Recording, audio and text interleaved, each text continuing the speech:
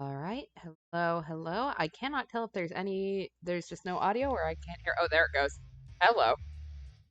That's like, that's so intense. I don't know. Maybe I just didn't notice it before. Um, Hi. I'm doing a solo stream tonight. I'm Kelsum, obviously the moron behind the controller since I'm the only one here. Um, Usually I do some sort of like pre-show banter, but because I'll be talking the entire time, I'm gonna skip it tonight. And yeah, so quick recap: we are Haruaki Fusaishi. I don't know why that I want to put an R in there, and I know it's not in there. Um, a horny and paranoid outsider who crashed our bike at the river village of Yasumizu, and we're stuck in a time loop that prevents us from ever banging Tiemi before a mist brings about werewolves and Hanamizawa syndrome. Guess we have to keep looping until we finally get laid, or, you know, solve the mystery. So onto the Yomi route. Yay, I'm audible. That is good. The delay in the game audio really threw me off for a second. Okay, so just as a heads up, I am still drinking my tea. I did not quite finish it before stream today, but okay. So I think we want to be here. Load the game. So we just got murdered. Okay, so we want to go to the chart. And now this. All right, and now we have key number 2. So I think we can now make a different choice here. So next morning, someone. Okay, apparently not quite that. Yes, I have. Oh, here we go. I get it. Okay. So we got the key number 2. Now we have to go to the lock. Logic. Okay. Scream in the distance. We're gonna keep still this time. So we're in the outhouse or whatever we were in. What was that? It sounded like someone's life was in danger. It meant something dangerous was nearby. Wait, I couldn't be rash. The world didn't have many things the logic couldn't explain, and besides, I got murdered last time. Like the existence of murderers. But until I saw the source of the scream myself, it was nothing but a source of fear. Get in there, lock yourself in, stay the whole night, and don't make a sound. By the way, it's been so long, I've forgotten every single voice I did for all of these people, so we're going from new. It's fine. Um, I reached to open the door, but something stayed my hand. It was my promise to Tiemi. But that scream just now was very real. It wasn't normal. I had to assume the situation was dangerous, and maybe I could help if I went out. But that meant endangering myself. I was no saint, and I had no plans to rectify that. If there was something that could get me to walk out, it would be curiosity. My curiosity had won over many dangers thus far, but right now, it was weaker than my fear and risk of death. Why? Because I already knew. Shit, what the hell were these memories? Okay, so we keep memories, I guess. It wasn't a premonition, a dream, or anything else that big. My brain recognized it as something I'd experienced. But how? After all, I was still alive, and the time from those memories had yet to come. Was I a precog or something? My god, I swore I'd never experienced anything like this before coming here. And why did the memory come back to me at this particular moment? Regardless, that overwhelming fear, and the pain and death that followed, were exactly what waited for me if I opened the door. I couldn't feel more certain of that. Yeah, I'd like to point out, we got a key, so now we're going to not open the door. There's a little bit of irony there. The thoughts rendered me unable to move. Immobile. I stood still, completely certain that I'd lost my chance to leave. I wasn't childish enough to sneer at selfish decisions, but this didn't feel good. Not to mention, I was upset at myself for not being able to act like me and just run out simply because I was curious. I've never actually seen Minority Report, so I do not know if there was a reference there, but if there was, neat. I didn't even feel saved until that moment. Suddenly, the door began to shake. This place had a handle on the outside, and someone was pulling on it hard. There was a lock, sure, but there was only so much it could take before it broke. I prepared to pull on it from inside, but get in there, lock yourself in, stay the whole night, and don't make a sound. How many times am I going to have to read this line? What would happen if I did? Whatever was outside would instantly know I was here. Even if I protected the door, the thing had lots of other ways of hurting me. But what if it didn't know about me and was just weirded out by this randomly locked toilet? What if I didn't show a hint of fear to what it was doing? Would it just leave? I chose to wait and see. Once again, someone pulled the door, shaking the structure as a whole. Oh, that was neat. My controller vibrated and, like, flashed red. I gulped down a scream and focused on the lock. If it broke, it'd be over for me. Over, as in, I'd be dead. That was what that memory told me. Exactly. Jamie over here, like, stay inside. I can't bang you if you're dead. I was powerless back then, and even more so now. Assuming I tried to fight back, what would work? I'd heard the teeth were the hardest part of the human body, so maybe I could bite? Yeah, I'd tear whatever it was apart with my teeth, because that's what human beings are known for, sharp canines. I'd bite it to death. I gathered my wits and killing intent. Grinding my teeth, I glared at the door. How long had it been? The sounds suddenly stopped. For all I knew, it might have been a ploy to make me drop my guard. I'd slowly count to 500. If nothing happened in that time, I'd assume it went away. If it is going to actually make me count to 500, I'm going to be very pissed. There were no screams or attacks after that. But the silence around me improved my perception, and I heard strange noises every now and then. Breathing, growling, claws on the ground.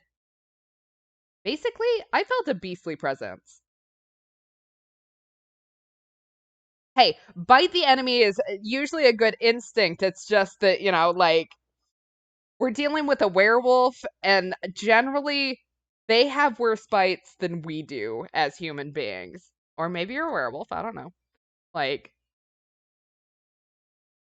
no judgment here, but he and I are not vibing at the moment. Then again, he doesn't have the brain cells to actually do anything, so that thing actually existed here? Was it what the mists brought here from Saranaga? The wolf is coming. Did they all know about this? Shit. I couldn't learn anything in a place like this, and not knowing things scared me. Trusting my prescience or deja vu or whatever it was, I chose to just stay quiet and wait. I'd find out everything tomorrow. I just had to make it through the night and then talk to Tiemi.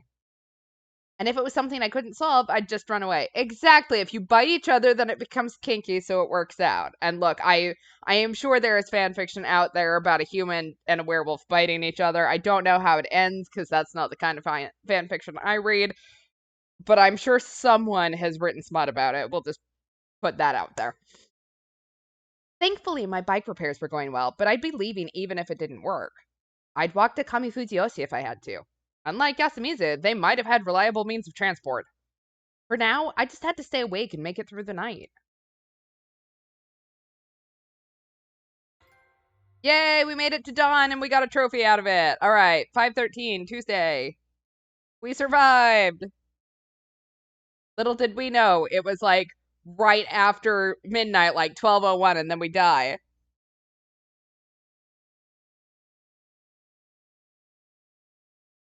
I never liked seeing night gradually turn brighter as the morning arrives. It always made me feel like shit, like I'd just done something harmful, both for my body and as a human being in general. I found it natural to spend the night asleep and welcome the morning well rested and with a smile.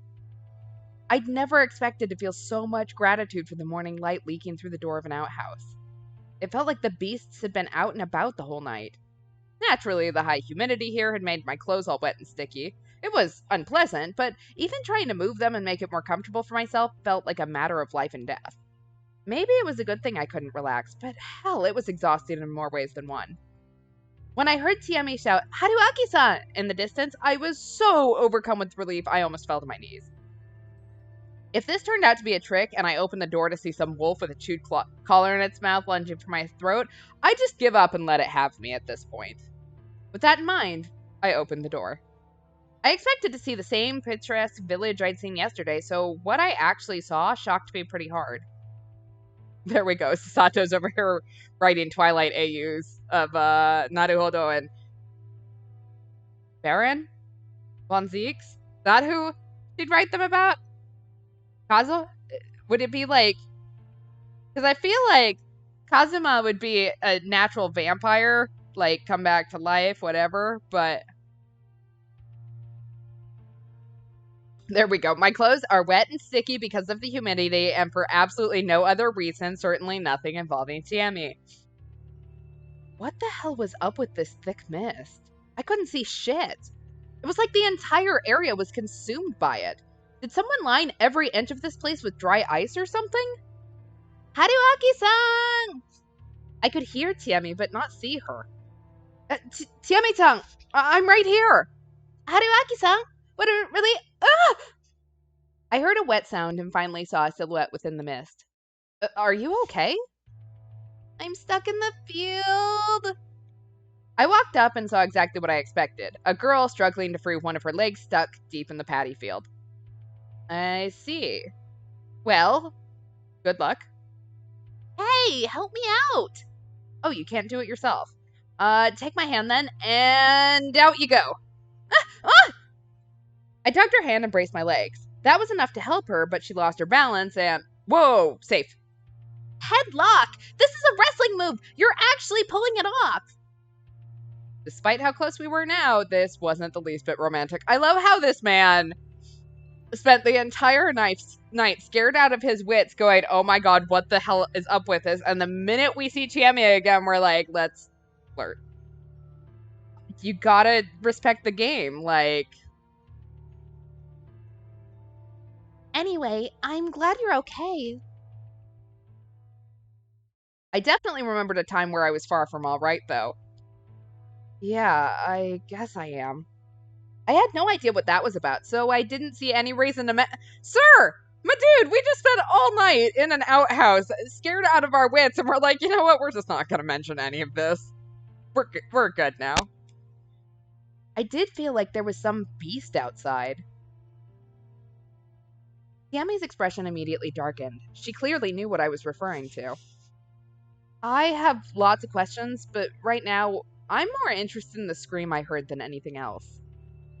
That was... Huh? You know what I mean? She fell silent, clearly uncomfortable. It was pretty ominous. This way. No point in delaying the inevitable. Tammy gave me her hand. I took it, but I didn't feel the least bit excited about this. My dear... Ah, the mood was so dark that I couldn't get horny. She led me down the path to the school dorm. Oh, Fusaishi-san, you're okay. Congrats on surviving, Toilet Man. Thanks, Warm Futon Man. You're okay too, huh? Wait, where's Haru-chan? Did she... she's fine. She suffered quite a shock, so she's taken a while to get dressed. I see. So the rest of you have already gotten a move on. How did you even handle being in there anyway? Were you asleep? As if I could. I had no idea when I could get out, so I just waited until I heard Tiamiton's voice. Huh? You were awake? Yasunaka-kun made it sound like that was weird. You try sleeping in there, dude. You can't even sit, much less lie down. No, that's not what I see. I really hate it when people just trail off like that. It makes me way too curious. Why are you here anyway? Waiting for Haru-chan and keeping a lookout. A lookout? We're not letting anyone near the scene until the situation is clear. Scene? So, someone actually... Wanna see? It's a good way to test your stomach. What, don't mess around like that. Yeah, I do. The invisible and unknown were way scarier than anything else. Not to mention, I could already smell something foul. I lightly moved them aside and walked up to the so-called scene. Alright. There was a corpse. It was in such a terrible state that it was hard to recognize it as human. I imagine this was what you would have gotten if you overturned a butcher's cart. That was how thoroughly the victim was disassembled. Also, the butcher would have had to deal in entrails. Enough of that comparison. Straining my eyes to look through the thick mist, I could actually make out some human parts within the vast sea of blood, or mountain of death. Hands, torn clothing, hair, and a shoulder bag.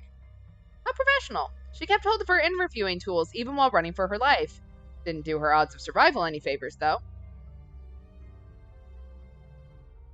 Despite the body's state, it wasn't hard to tell that the victim was Hisako Mamiya, the small-time food journalist. That thing? Did it come to me once it was done murdering her? This is awful.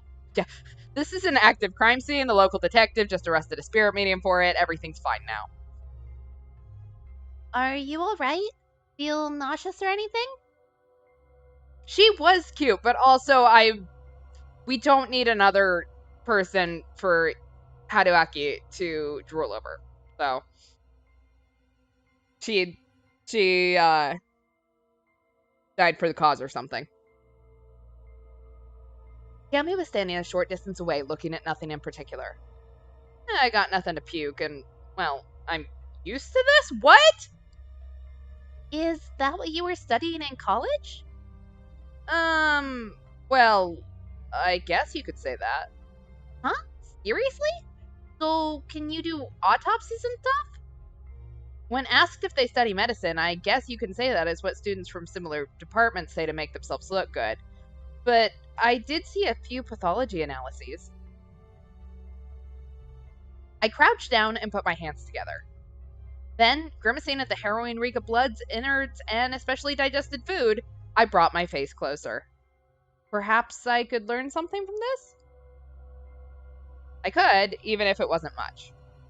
This corpse wasn't split into pieces. The limbs were still connected, but they were folded in an unnatural way and looked really flattened.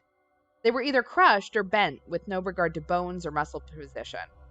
Then her whole body had been torn apart. The innards were badly damaged. The words wolf down felt like the best way to put it. I found it hard to describe.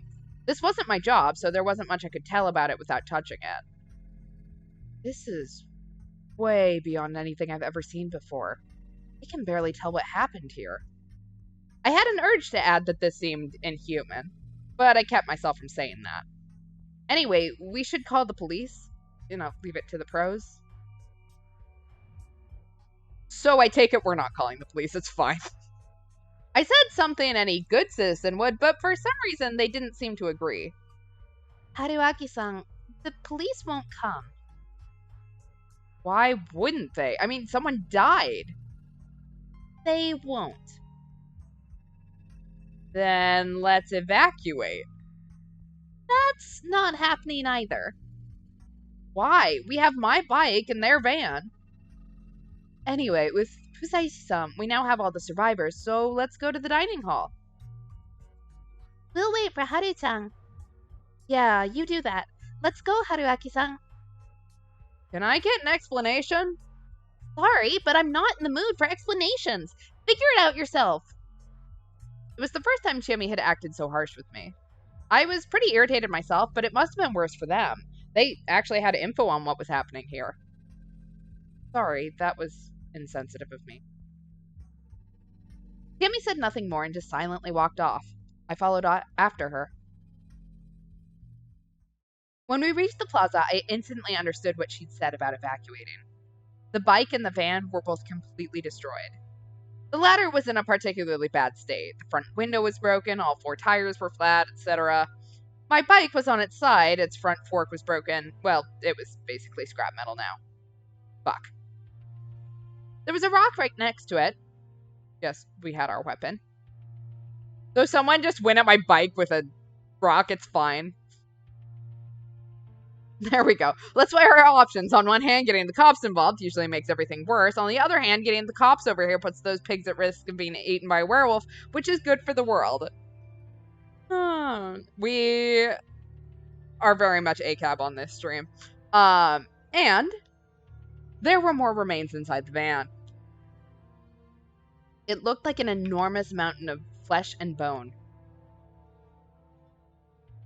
If I didn't know about Yudai Hashimonoshi, I'd have assumed there were 2 or 3 corpses here.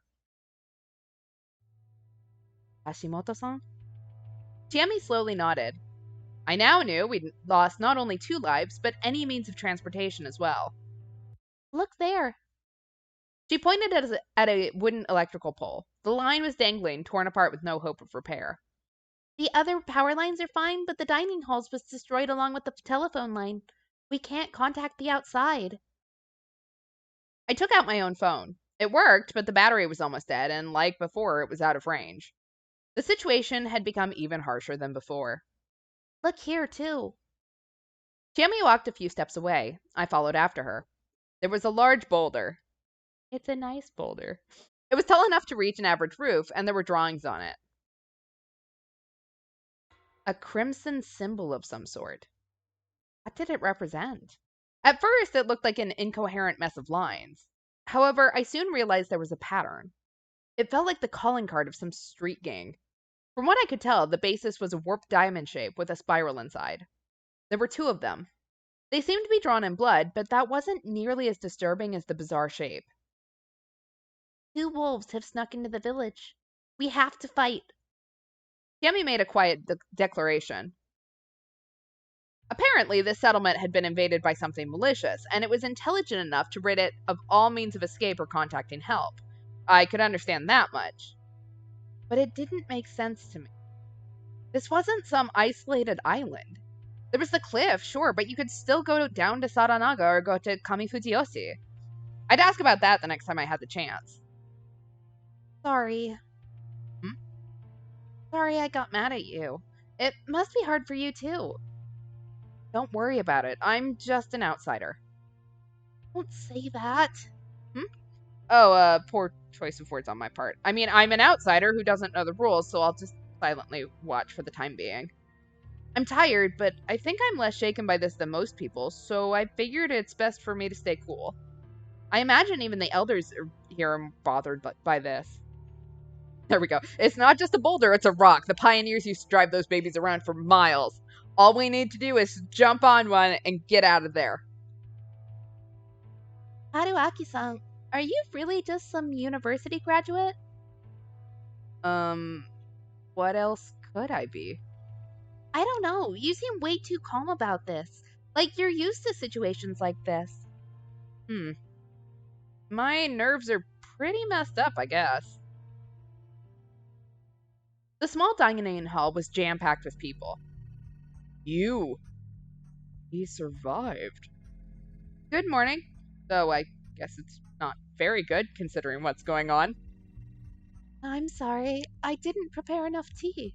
Oh, it's okay. You did it, didn't ya? The younger Oribe boy menaced me. No, I didn't. Why would you think that? Shut it! Where the hell do you get off strutting in like that? Stop it, Yoshibo. You're the one who needs to shut it. The hell? You're the one who said this bastard's shady. Man, I hadn't expected to be treated this badly. Why is this kid not wearing a shirt?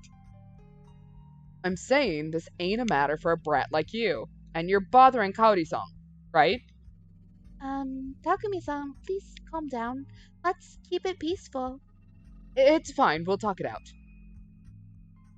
Thus I offer homage to Sinai the Almighty, so peace may come to pass. Thus I offer homage to Sinai the Almighty, so peace may come to pass. Stop, Taiba. That's a bad omen. Where's the key to the meeting hall? I gave it to Ematsu-sama maybe 3 days ago. Said she'd fix the podium. Well, Missy? I'll go and get it. That was the woman. So she wasn't just an illusion. Uematsu-sama was her name, huh? I thought our eyes met for a second, but she just walked by me. Wait! Keiko-chan, wait here for a moment. That girl was here too. Deeper in, there was Kiyonosuke no Satoshi, clearly irritated by something. Oh, he's back. Love of my life. Yeah, there we go. If the blood pattern was a Rorschach Rorschach? Or something test, I would have reported a broken bicycle, not 2 werewolves.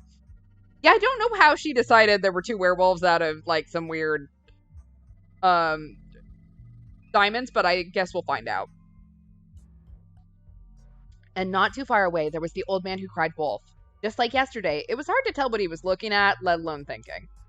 They were the only ones sitting, by the way. The others were all just idly standing around. Mom, everyone, we're back. Haru-chan. Okay. The 3 students were here.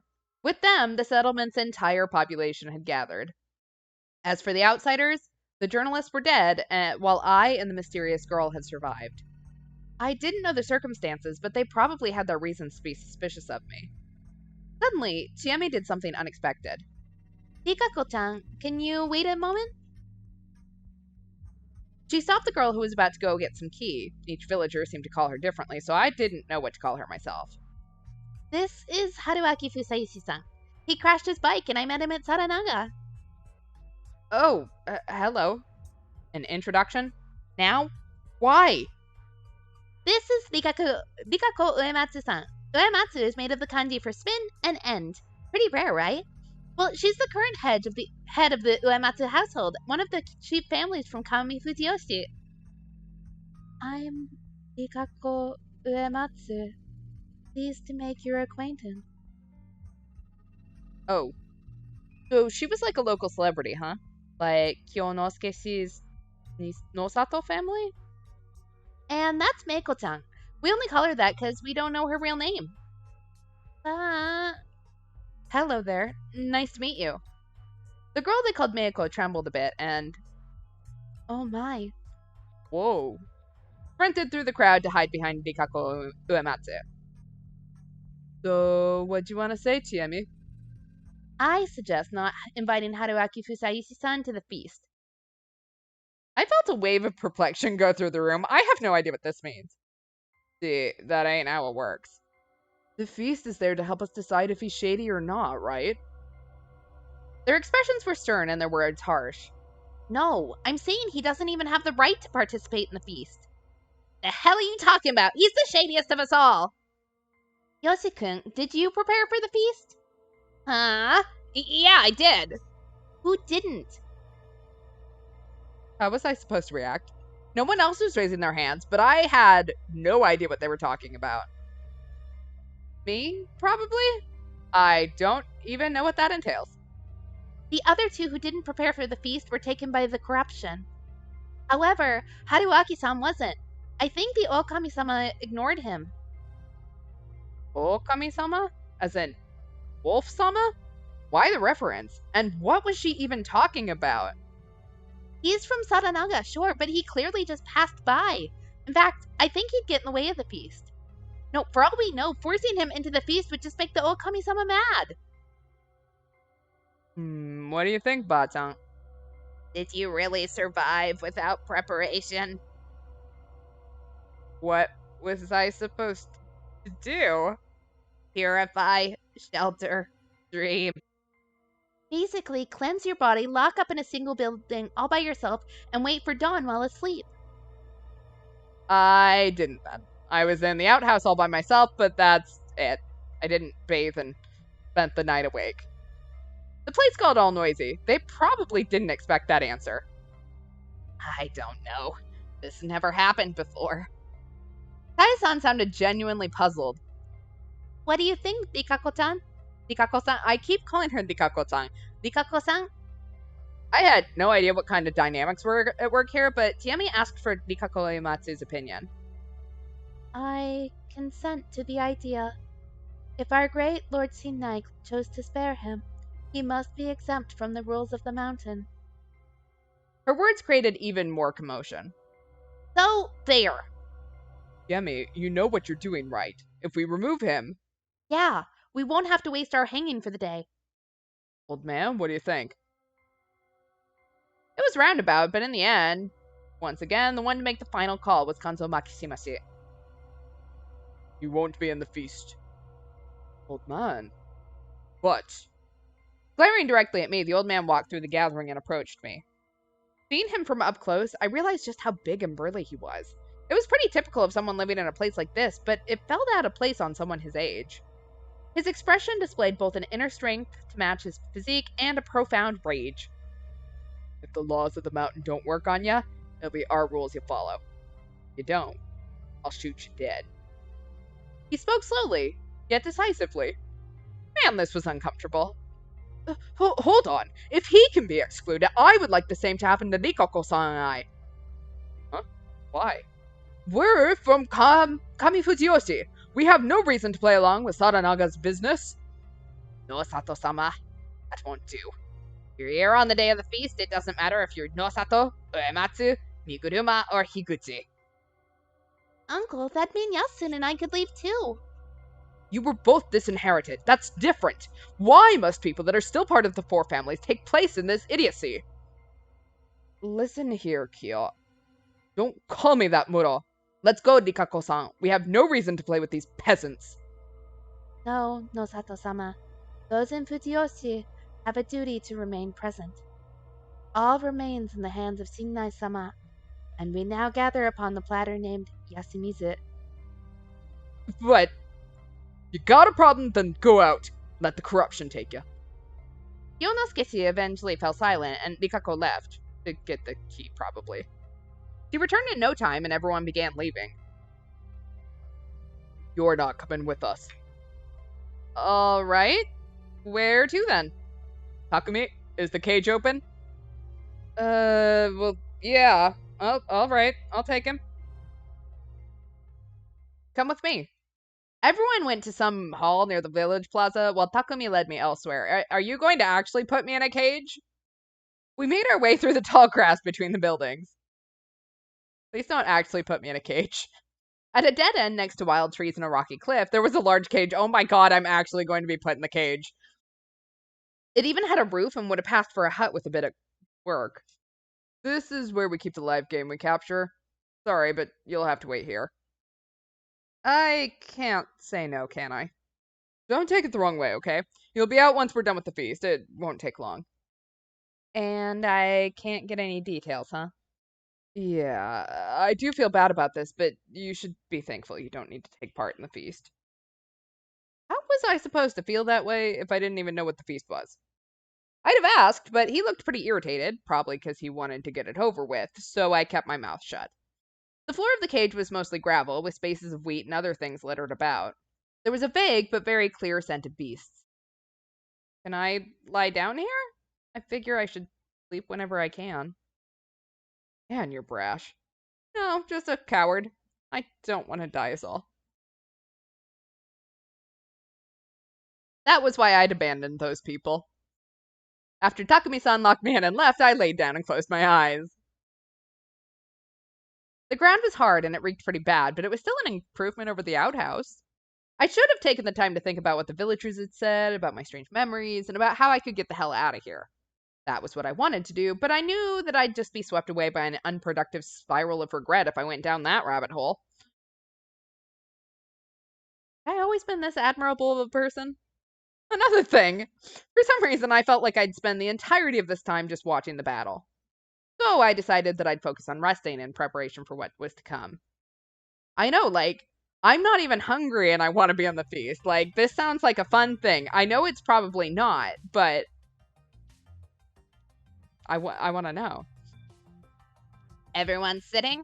Then let's begin the feast of the Yomi Purge. Uematsu-sama, if you may. This is the sacred sake presented to us by Shinai-sama. Please drink it, starting from the youngest. Sake? You just put your mouth to it. No drinking for you kids. Not like it'd kill me. Stop it, Yoshitsugu. You say something too, Yasunaga. Yoshitsugu, this is just for tradition's sake. Shut it! I know how it is, Aniki. I don't want to drink this. Hari-chan, just kiss it. There, done. And I'm done too. Kiddo, why are you... What are you wearing? Why are you the only one who's dressed up different? Same here. Janet? Alright, adult time. Here I go. This is enough for me. Better than I expected. Poodle? We're drinking sake during the day. A feast is something. Here, old man. Mm-hmm. Don't spill it, Taiba. I'll have it. Can you hold it, mister? Sake! Sake! That's done. Taiba, explain. You all know the tales, don't you? When the evening mist comes, the Kami-sama, the wolves, come back to life and try to slay the humans. There were two symbols of the Yomotsu Okami. That means that two wolves have risen. That's why we must do as Shinai-sama says, and throw feasts so we can find and hang them using the powers of the guardians some of us were given. If we don't, we will be taken by the corruption. That means dying a horrible death. To avoid the corruption, we must have feasts. Slay the wolves. That is our role as inhabitants of Yasumizu. One-san, what does slay mean? It means kill. Scary. It's fine. I'll protect you. Sorry for the interruption, Yamawaki-san. It's okay. Children always do that. She's not the only one among us who could be a wolf. Good grief, what nonsense. If that's what you think, then just fuck off and let the corruption have ya. Yoshitsugu. Oribe-san, I'm concerned about your son's upbringing. I'm like this because I want to be. Don't drag the hag into this. Shut up, Yoshitsugu. I'll punch you. Huh? Takamine? The hell you acting tough for? Because he's got a crush. Like, let's... My dude, have you not figured this out? There we go. What does slay mean? It's what you say to someone whose outfit has immense drip. If I say I'll punch you, I will. You too, Kyo. Stop and listen. You don't have the guts. Hear that? Adults don't let stuff like that get to them. Anyway, but this doesn't seem right to me. I've been hearing about this ever since I was young, but it never made sense to me. We've been here for as long as we can remember. With the exception of Mako, we all know each other. They've been replaced by wolves? Like hell, the same as always. Akumi, you're being naive. What? You're saying there's someone shady among us? Everyone's shady. Oh, gee-chan. You be careful too, Haru. Even beasts can trick people. And people trick better than any beast. There are things here acting like they're one of us. Why are you so confident? There's truth in what the ancestors said. Well, if you say so. That's just what Yasumizu's numbskulls say, isn't it? Mochi. Again? You irreverent little... Mochi, stop that! I'm sorry. So what do we do now? What do you mean? We talk and decide, right? Will that be enough? I mean, we're deciding who to kill here, aren't we? Everyone will say what they think, and then we'll narrow down to the most reasonable opinion. Tiene, what do you think? I think it's a mess. We already have people who think no one's shady and those who think everyone is. Yammering on and on about something that can't be reasonably decided is a waste of time. Besides, in the end, this is just going to be decided by whoever's most influential. What are you getting at? Don't worry too much, Chiemi. Most of us here are Yasumizu brothers and sisters. It'll work out in the end. I appreciate that you're being so considerate, but we're talking about killing someone here. Plus, it gets worse. If you don't want to pick someone close to you, you'll choose someone else. Someone you don't like or a stranger. Personally, I think you shouldn't let that kind of thing affect your decision. It'd be a grave mistake. Hey, I'm trying to say that killing and all that shit is insane and we should stop it. That won't do, Takumi. Atan's saying the same thing. Why we gotta talk it out, you know? I know what you're trying to say, but... can I... Haru-chan speaking. What's the likelihood of the guy Tiene brought being the one who killed the journalists? See, what did I just say? I don't think he did. It's just my gut, though. What about you guys? Takamine, you said he's shady.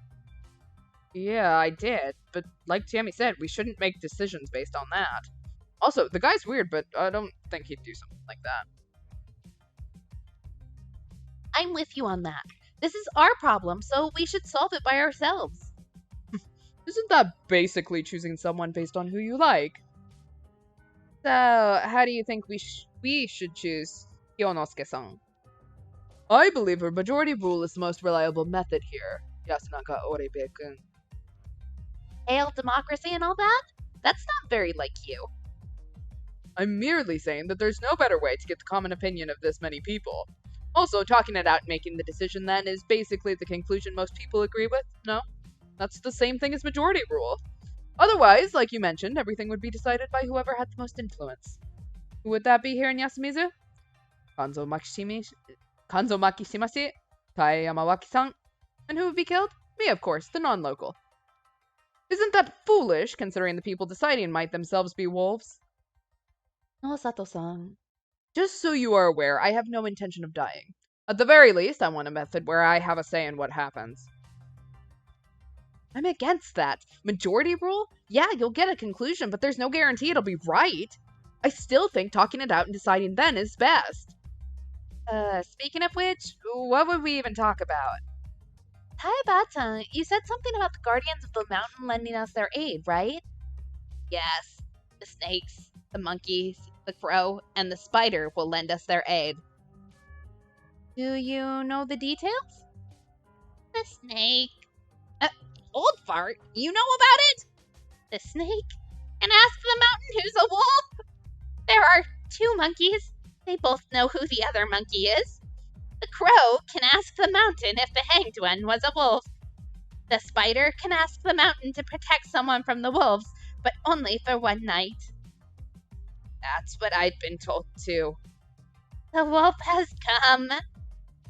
I wasn't aware you knew this. I thought you were just senile, but it looks like you're pious too. Anyway, that means some of us here should have those powers. What do you mean? Wait, do God and the Guardians even exist? Isn't it just some serial killer using old folktales as a cover? Haru-chan, God really does exist. You just believe he does. No. All of us must have seen Shinai-sama at least once in our lives. But that's... Calm down, Haru-chan. Are you alright? Yeah. Sorry. Whether it's true or not, we should start by putting together what we know. It's too early to decide anything. Let's make the Guardian thing a bit easier to understand. Can't you youngins remember the old tales better? The snake sees.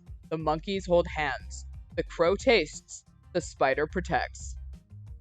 The snake can discover the wolves among the people. It's also the guardian beast of the Miguruma family. The monkeys know for certain that the other monkeys aren't wolves. It's the guardian beast of the Higuchi family. The crow can tell if the one who died was a wolf or not. My family's, Nosato's, guardian beast. That's pretty sad. Silence! And the spider can keep the wolves from entering someone's home. It's the Uematsu's guardian. Indeed. Each family's crests represent their guardians too. But how do those chosen by these guardians use their powers? The snake writes the name of one still living person on something and puts it under their pillow before bed. The next morning, Shinai-sama tells them whether it's a human or a wolf. There are two monkeys, and Shinai-sama tells them who the other monkey is the moment they're granted protection. The crow is told whether the person who was hanged the day before is a human or not. The spider writes the name of one still living person and places it on their pillow. That person will be protected from the wolves, but only for one night. With these methods, we must use the powers of the guardians to pick someone to hang each day. If we get all the wolves, we win. If the wolves get everyone else, we lose. You understand now? Yes, but where did you even learn this?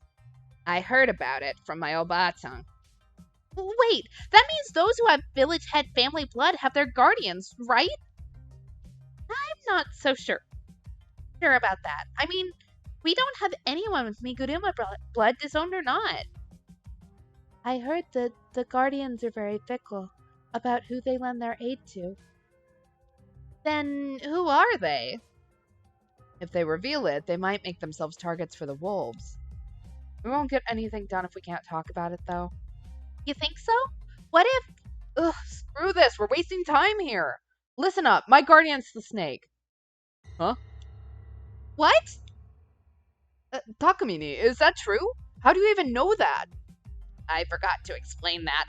The guardians come when we're dreaming and leave a mark for their chosen one. If you wish to borrow their power, write it up and put it in your pillow. The mark will give you their answer. Yeah, I had a mark on me. I don't remember the dream, though. The snake sees. Does that mean Takumi Nitan already knows who are the wolves here? No. As I said, he has to write it up, and he can only choose one person per night. Huh? So we won't know anything until tomorrow morning? Yes. Can I ask something, Muro? What is it? Why did you reveal such important information for no reason? What do you mean, why? We have no other information to go on. Based on what's been said, the snake's power is very important. It makes you a very powerful asset in the fight against the wolves. So, revealing it like you did puts you in grave danger. I ain't scared at all. How can you say that? Did you see what those monsters did to those people? Ah, so you believe in monsters? It was a figure of speech. Anyway, this turn of events has cost us a valuable weapon. Don't just decide that. You don't know shit. Yes, I do. Listen to me, everyone. Anything you say here is free information for the wolves. We should talk things out without overplaying our hands, yeah? That's true, and it gave me an idea. I'm the one who's speaking now. Quiet, you fool. Yes, speak. Huh? To make the best use of Takumini's reveal, the spider should protect him. The spider among us, without revealing his or her identity, should, write his name down, I suppose, and protect him. That would keep him safe. What do you think? Sounds good to me. Yes, old man. You'll be safe today. Ask the snake to tell you about someone. Whatever he finds out will definitely be correct, right? Right. Takumi Nitan, can you promise you won't lie no matter who you investigate and what result you get? Of course I won't. Isn't that good enough for today? I don't think we can hang anyone without any kind of proof. You sure that's okay? Why wouldn't it be? Just sitting around and waiting doesn't suit me, okay? I know that. Oh, by the way, I think Takamine should tell us who he'll investigate. Why? So, if you investigate someone and don't like the result, you can't lie that you actually investigated someone else. What the? I wouldn't lie. That's reasonable. I'd say it's necessary for Muro, considering how sympathetic he is to Yasumizu's inhabitants. He's not that special in that regard. Everyone wants to protect their own, but the situation doesn't allow that. There's another positive to that. We can all discuss and decide who we should investigate first, right?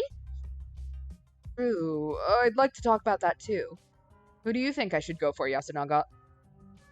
I'm not too sure, but I think we should start with the one who's most likely to be unjustly chosen to be hanged. That would be me. Honestly, I feel as though I can't even speak if I'm not confirmed to be human. You're speaking quite a lot, if you ask me. Then I'll investigate Kyo. Is that okay? Fine by me. Then we're not hanging anyone today. Is that really fine? Yeah, it's gonna be fine. That's it for today. Okay, so that feast actually was a waste of time. It's okay. There we go. I have a med-based scan, so I can confirm I'm not it. I was woken up by several voices. He's actually sleeping. Or was anyway. We're done for today. Sorry for the wait. Good to hear. Ow. Unfortunately, waking up proved that this whole mess wasn't just a nightmare. So, is the feast some sort of ritual? The kind you do to ward off evil or whatever?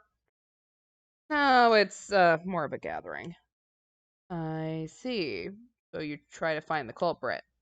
Haruaki-san, you don't beat around the bush, do you? Yeah, I realized I'm a real victim here, so I need information. It's a tall order to stay alive without any. Takumi Nitan, can I tell him about this? Yeah, better you than me. I gotta go clean up and stuff. Takumi-san walked away. Clean up the bodies, I assume? Yeah. Hayabatan probably won't let us off until we've sent the Yomibito to Saranaga. You're supposed to preserve the scene of the crime, right? This is doing the exact opposite. And again, it didn't seem like anyone expected the cops to show up in the first place. Okay, here's my first question then. Let's take this somewhere more private. This is... Yami took me to the place I'd first met Nikako Yamatsu and Meiko. There we go. We should just make cages for everyone that can only be opened by people with opposable thumbs, so that way no werewolf can hurt anyone. Do werewolves not have opposable thumbs? I guess, like, in that picture, in the illustration, it didn't seem like it did, so... See, that's how we save everyone. Easy. It was a grass field with stones littered all over. It bordered Saranaga. You could say that this is the heart of our religion, the graveyard of the hanging pine. Now that's one hell of a name. The place was filled with dense mist, but it was probably thinner than that in the rest of the settlement. The sunlight seemed brighter here. I could even see a little bit farther. The hanging pine had to be the old-looking tree at the edge. Is this really a graveyard? Yeah, I don't know about the graves in the actual settlement, but these stones here are all graves. Remember how you tripped on one of them? Pretty bad move, huh? Better apologize. Huh? Seriously? You should have told me sooner. Yasumi's ancestors, I'm so sorry. Sorry, I thought that'd scare you. I know you didn't really have a choice, but I brought you to a half-ruined village with monsters in it. You believe in monsters? I asked, ignoring what I'd seen for myself. Yeah, I do. Tammy's voice resounded through the impossibly thick, cloudy air. I didn't think you were the type. And you're the type who's weirded out by that. I wouldn't go that far. I'd still bang you. Fine. Bullshit. I can see it all over your face. Was it that obvious? It wasn't like I found it disgusting or anything. I just didn't think I could get along with people who believe stuff like that, despite a lack of actual proof. That was probably how it was. Can I have a reason? What? I don't have one. Not sure I believe that. Well, if I do... It's because I've seen God. Well, that was You weirded out. Tell me more. Wow, not bailing out after all. For now, let's just focus on the immediate issue. She was hiding something. It was either that hard to explain or a lot more important than she was acting. Oops. Had the wrong button, sorry. About this beast thing, huh? Alright then. Yami's explanation! Yay, I've been waiting for this. A graveyard probably wasn't the place to joke around like this, but at least you could see past your nose, and it didn't seem like we had to worry about anyone eavesdropping. I tried putting together everything Tiami had told me. First, Fujiyoshi Village had a unique legend. There might have been similar ones somewhere outside, but I just treated it as Fujiyoshi exclusive for the time being. The people here worshipped a god called Great Lord Sinai, the avatar of Sinai, or just Sinai-sung. Also, the mountain this village was on was called Mount Sinai, meaning this religion deified a mountain. Anyway, sometime in the past, not known when, Sinai-san had helped the people living here by sending 5 beasts called guardians. However, just like nature could be really harsh, he had a scary side too, and if you didn't follow his laws of the mountain, he'd curse you without mercy. The Okami-sama was the ultimate form of his cruelty. Though the Okami-sama watched over the hunt, the Okami-sama also oppressed, tortured, and punished humans. The other guardians, though, were largely benevolent ones. The snake predicted the weather and harvest yields, bolstering the humans' prosperity. The monkeys defied the wolves, secretly teaching people of fire, along with other important bits of knowledge. The crow pecked at and ate up the flesh of the Yomibito, the enemies of the Shinai-san. The spider warded off the Yomibito and ensured that the humans slept and dreamt soundly. The Yomibito did, indeed, mean people from Yomi, as in the land of the dead, but apparently it wasn't very clear what they actually were. But just as I had suspected before, it was thought they had something to do with the corruption, death, and the land of Yomi. The most likely idea was that they were the dead that had returned from Yomi to bring harm to the people still alive. At the start of the legend, Shinai-san, the animals, and humans were facing the Yomibito. Apparently, that was how it was in Kami Fujiyoshi, the leading part of Fujiyoshi. It was the basis of the teachings of the great Lord Shinai's religion. Thanks to that, the five beasts, including the Okami-sama and Shinai-san, were still worshipped there. In Yasumizu, however, things were a bit different. The legend here had a turning point when the humans, snake, monkey, crow, and spider cooperated to kill the Okami-sama. With the destruction of their cruel rule, the human village experienced great growth. That had been when the four head families, who were said to have the blood of the four guardians in their veins, were formed. The snake was Miguruma, the monkeys were Higuchi, the crow was Nosato, and the spider was Uematsu. However, it didn't end there. The Okami-sama joined the Obimito side and became a sinister creature that wanted to bring harm to humans. The Saranaga Rapids were Yomibito territory, and the Okami-sama appeared from there whenever the evening mists. The Okami-sama would then kill an inhabitant, take on their form, and act like them. But at night, they would show their true self and brutalize the real inhabitants. That was why the people of Yasumizu, who lived next to the Saranaga Rapids, had to stop them. For that, the great Lord Shinai created an event called the Feast of the Omipurge. Despite its name, it was no banquet, but a ritual to kill the wolf.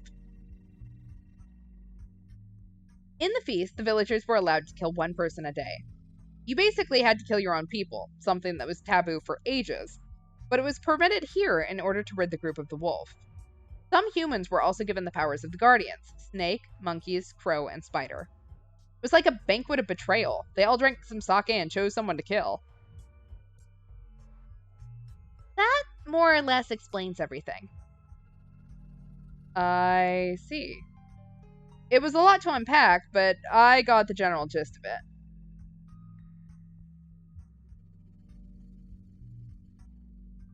I remember there were a bunch of small tiles and benches with dedications to dead people at my old school, and I used to think that all of them were actual graves, no matter how small, and that urns of ashes were buried over them for the small ones. You know, like, I can see where you would get confused by that, but also, did you really have enough, like, how many dead students did they have? Or dead people? There we go. You ever hear of how Mary Shelley lost her virginity on her mother's grave? Wanna help me follow her lead here? We just survived a werewolf on a smash. Basically, the humans betrayed the Okami-sama, one of their guardian divinities, and were still paying the price. But there were some points I didn't really get. I won't tell this to anyone but you, but I'm pretty sure I saw the Okami-sama. No way! Where?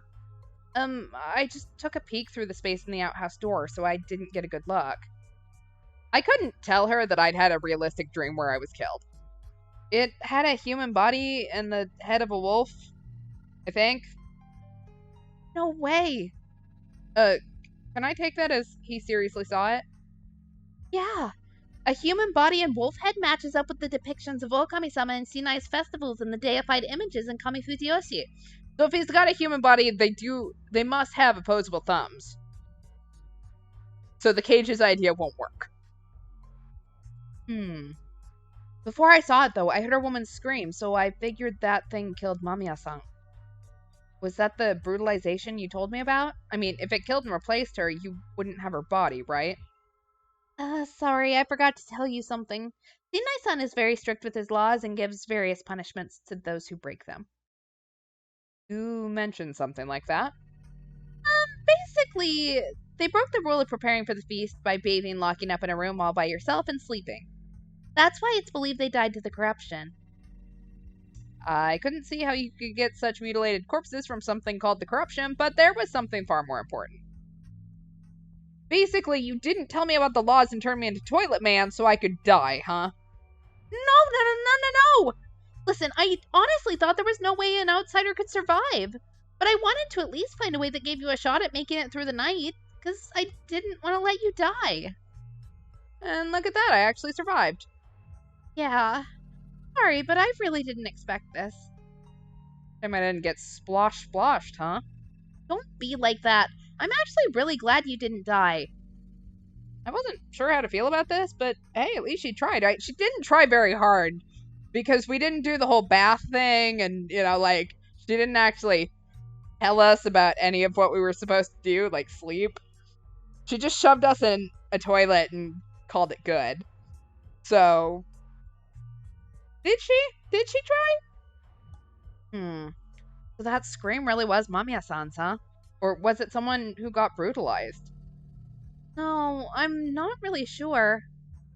From what you told me, it's possible that was your scream and that the Okami-sama already replaced you. Well, it's possible. But I know full well I'm no wolf, and that's what I'm gonna say. Just like everyone else, huh? Fair point. Now, this was a predicament. Question 1. Oops. Ask away. Are those marks the only proof that there were 2 wolves? I recalled the strange symbols on the large rock, the 2 warped diamonds with spirals inside. Yeah, that mark represents the old Kami-sama returning from Yomi, so since there are 2 marks, it stands to reason there are 2 wolves. So it's speculation. Not much reason to question it, though. We have these annual mountain festivals, and there's always a guardian costume parade. The number of wolves in the parade is announced in a similar way. Huh? So it's normal for there to be multiple wolves, huh? Yeah, in Sinai-sama's shrine, for example, you have 3 wolf statues. For the festival, the Mikuruma define the number of wolves or something and then record that number overnight. By leaving those marks on the stone, huh? No. Kami Fujiyoshi doesn't have okiba, those stones, I mean, so they apparently draw them on the shrine grounds. Apparently? The people of Yasumizu are taught to wait for the guardians in Yasumizu, so I never saw the marks myself. So one of those marks in Kami Fujiyoshi means 1 wolf in the parade? Not exactly. The wolf sign in Kami Fujiyoshi isn't as warped, for one. The mark with the spiral and the diamond is only the sign of wolves that came back from Yomi. It's a Yasumizu thing, so they don't have it in Kami Fujiyoshi. I see. But still, the number of wolves and marks match up. Yep. A 3-wolf festival is considered good luck there. Chiyomi herself didn't look the least bit happy to talk about it, but we're going to have her talk about it anyways. Anyway, all I had to take from this was that there were at most 3 Okami-sama wolves. I had to fix my perception of the situation. The wolves were a group of 3 werewolves. I wasn't too well versed in myths and folklore, but I certainly hadn't heard of any Japanese myth about werewolves or wolfmen. I did hear of demonkan and possession by fox spirits, but werewolves did seem like a very European thing. On the other hand, the fact that there were 3 of them seemed pretty standard.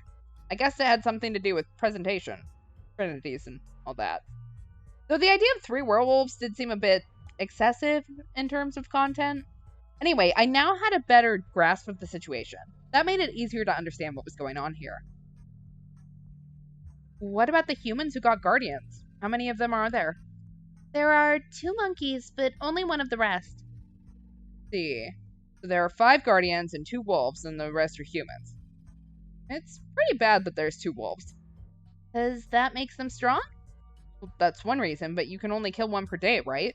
If there's multiple, getting them all will take more time. Oh yeah, I just realized. The crow would be kind of pointless if there was only 1 wolf.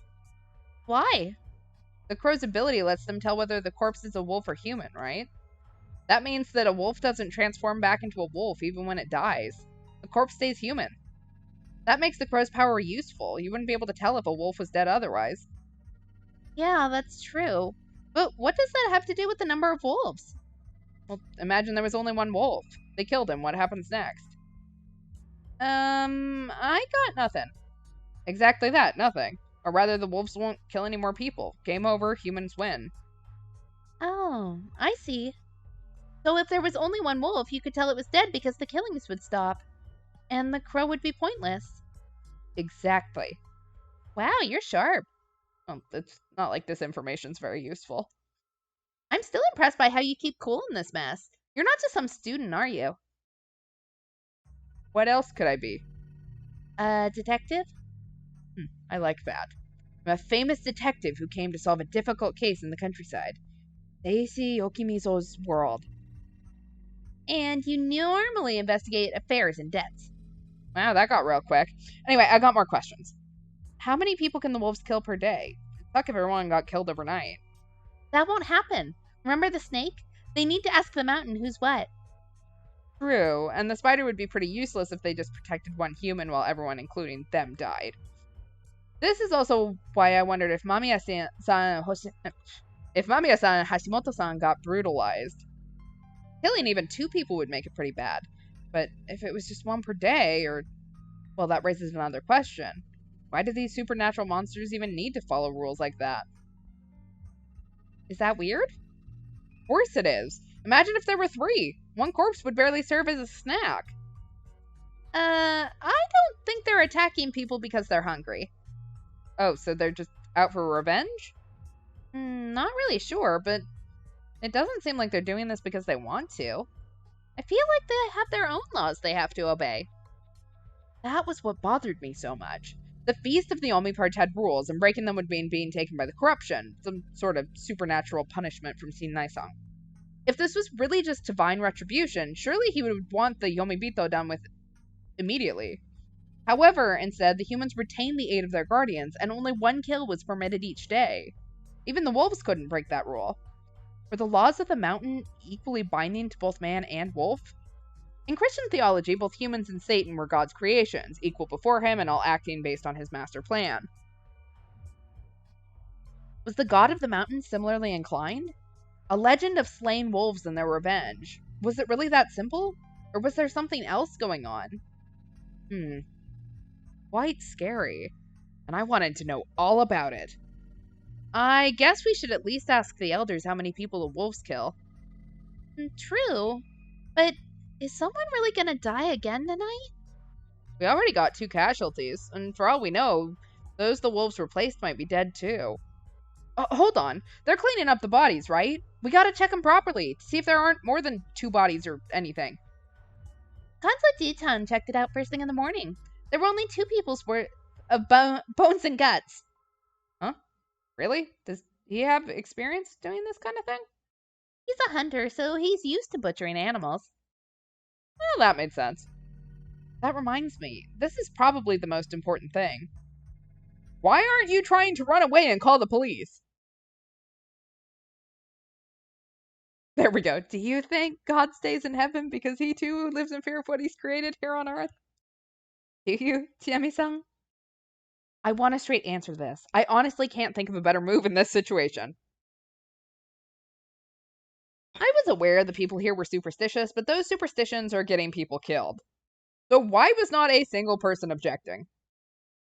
We can't escape this place. Can I ask why? It's complicated, but we all know it's true. There is no way to escape this place. The mist is completely impassable. I'm not going to waste time on something I know it can't be done. Have you seen it yourself, or are you just trusting what someone else said? Sorry, I can't really explain how, but I just know. Once the feast begins, no one can leave Yasumizu. So it wasn't logic, but blind conviction. Or perhaps she'd just subconsciously gained that knowledge through some experience.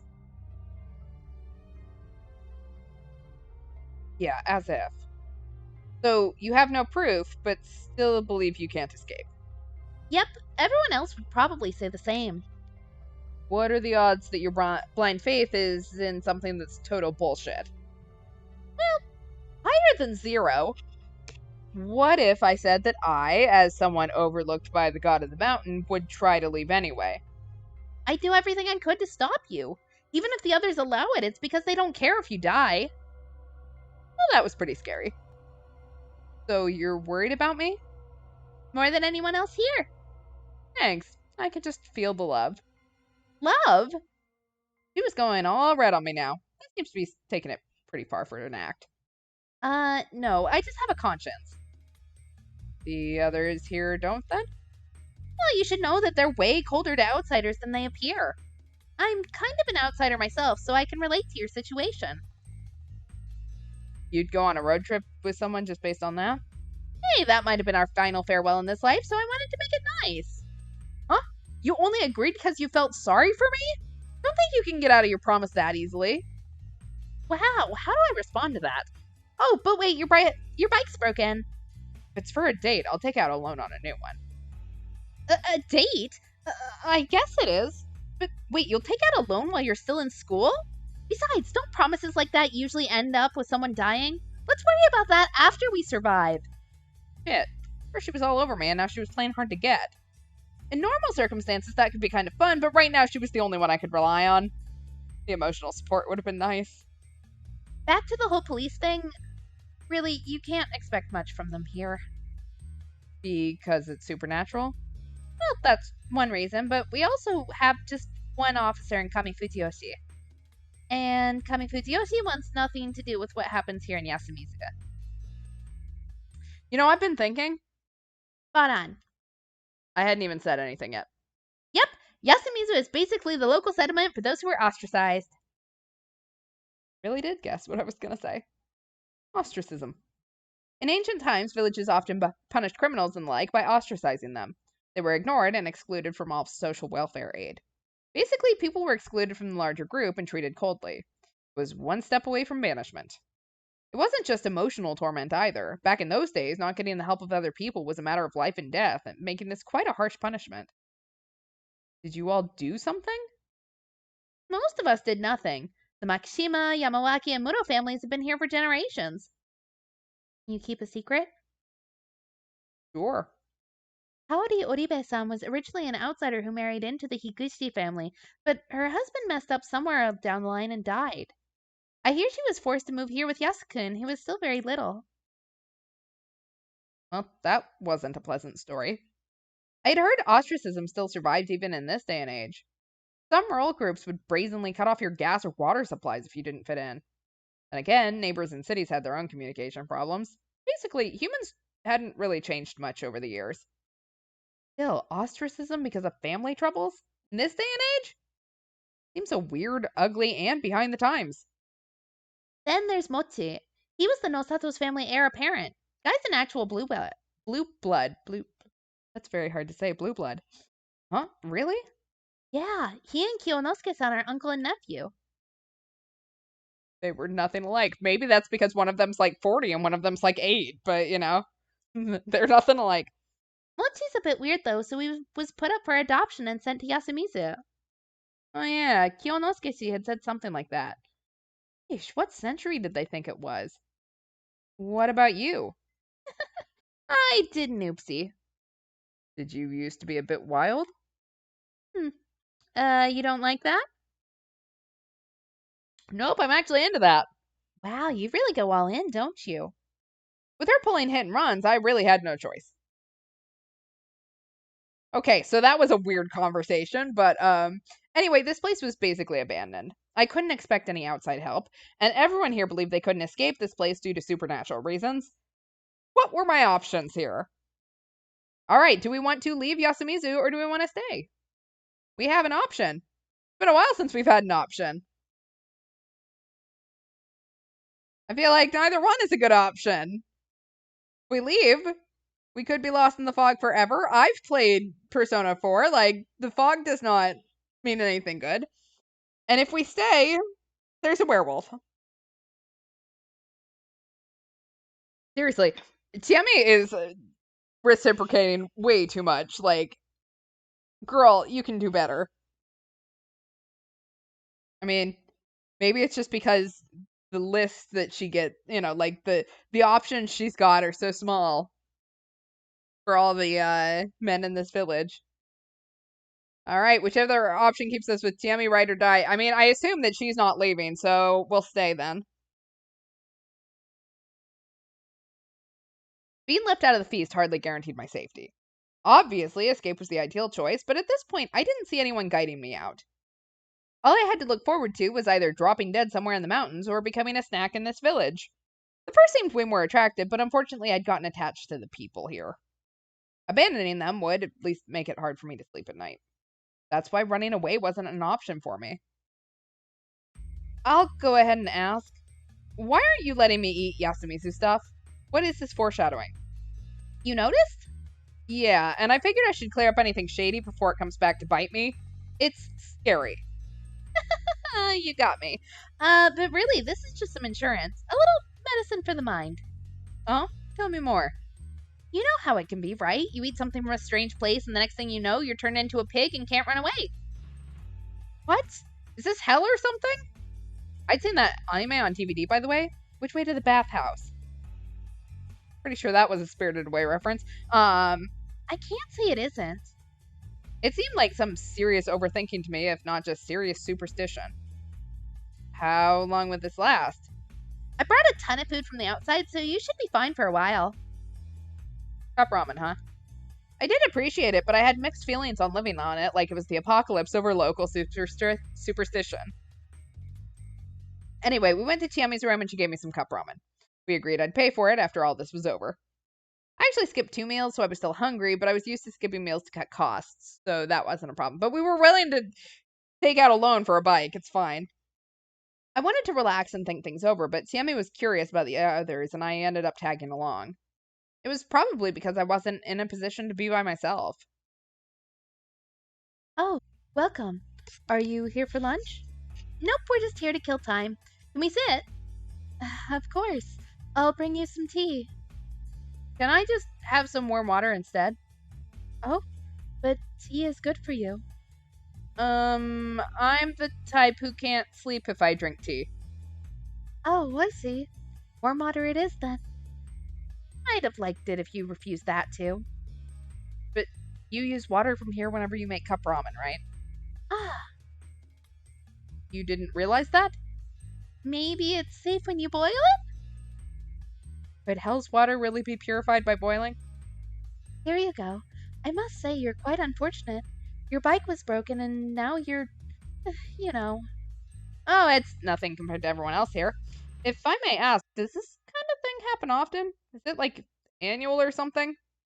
I asked something important like it was no big deal. No, it certainly isn't that common. Personally, this is my first feast. I did hear that people died when the mist appeared before, but that was before most of us were here. As in, they hadn't been ostracized back then? I could ask that, but I probably couldn't dig too deep. So, this is a first for many people here, right? Yes, I think so. I see. If that's the case, knowledge of the rules seems strangely well kept. You see what kind of place this is, don't you? There's not much in the way of entertainment here, so the little ones grow up listening to the tales of their elders. Old tales and songs are always passed down and survive for a long time. Songs? Song! Whoa! The mysterious Mako-chan popped out of nowhere. I learned the song! Oh my, you did? Could you sing it for us? Inai-san's guardians are 1 cake, 2 funky, 3 blow, 4 rider. Cake, Funky, Blow, and Rider? Uh, so was it about a guy who had a funky birthday party with cake and ended the night on a happy note? The melody seemed familiar, though. I guess it was too difficult for her. Meiko, so this is where you were. Oh, Her guardian came soon after. oh, I'm sorry. We just had lunch, so this place is a bit of a mess. Kaori Oribe-san humbled herself. There we go. Cake, Funky, Blow, and Rider, the four dark devils of destruction. Oh no, I'm the one who should apologize. I let Meiko wander off here. No need for that. It's a difficult time for us all. You are free to come here and relax whenever you like. Very well. A silent thud. And a loud one. The woman just collapsed. Are you okay? Oh dear, are you hurt? Apparently, she wasn't trying some unique form of relaxation. She just tripped on the rail for the door. Aww, it hurts. She put her hands on her throbbed nose and became teary-eyed. The lady's mysterious vibe crumbled in an instant. The woman noticed my surprise and pouted. She might have been more expressive than I realized. Please don't look at me like that. I'm sorry. Now that I think about it, this is the first time we've talked. You might be right. My apologies. Huh? For what? I got you involved in this. Run. Oh, yeah, you told me to run away. I saw the evening mists come, but I hoped you could escape. Oh, so that's how it was. A part of me thought you foretold the future or something. Uematsu isn't the lookout family. Now, that sounded significant. What does that mean? This isn't something we can share with outsiders. Crap. Tammy's lack of reserve made me forget my boundaries here. I'm sorry. You're wearing some strange clothes, so I thought you were a Shinto priestess or something. Oh, I'm not that important. Haruaki-san, don't bother Rikako-san too much. Oh, I didn't mean to. I'm sorry, Nikako-san. Aww, you just called me by my first name. Uh, sorry? Jamie called her that way, so I thought it was okay. Damn, this was confusing. I'm not that bothered. Oh, sorry about that. You two are getting along. I'd have appreciated if she didn't put me in a weird situation. I'm going back. What about you, Meiko? I'll stay a bit longer. I see. Come back before evening. And so she left. He's a bit weird, but still cute, right? Yes. She's cute, right? Is she? Which one is it? That's my question. Natural beauties sure have it good. They look young and pretty no matter how old they get. Well, that was some bait. I'll bite. How old is she? I don't know. I'm pretty sure she's younger than 30, but she's definitely older than me. That's older than expected. I know, right? And she's so little. You see that baby face? By the way, is she? Hello. We were now joined by the students. Timmy is jealous, and I don't know why this man is a flaming garbage bin. Mom, can we come in now? Oh, Yasunaka Haru-chan. Welcome. Hey, you. Yep, I'm you at your service. Are you messing with me? I was, actually. What is it, Haruta? Makishima-san. You almost called me Haru-chan, didn't you? We've only just met. You don't do that. It's unreasonable. Calm down. Hysteric heroines aren't that popular. You're still messing around. I came here to say something to you. Her behavior was pretty unreasonable too, to be honest, but instead of pointing it out, I just corrected my posture and waited to hear what she had to say. You're getting too close to Tiana. She's pretty busy, so you should leave her alone and do your own thing. You were busy? I wouldn't say so. Even if she has some free time, she's a lady, so you need to be considerate and keep your distance. It's the mature thing to do. That's true. If you agree, then just go away somewhere. This is why adults are so unfair, filthy, and annoying. Yes, I am a filthy old man. Haru-chan, did you really come with me just to say that? Oh, Mom, I have a message from Takumi-ni. What is it? We'll be going to sleep early for a while, so maybe we should have packed lunches. Oh, that's true. I should hurry up and start making the rice. Also, Fusai-san, take this. Huh?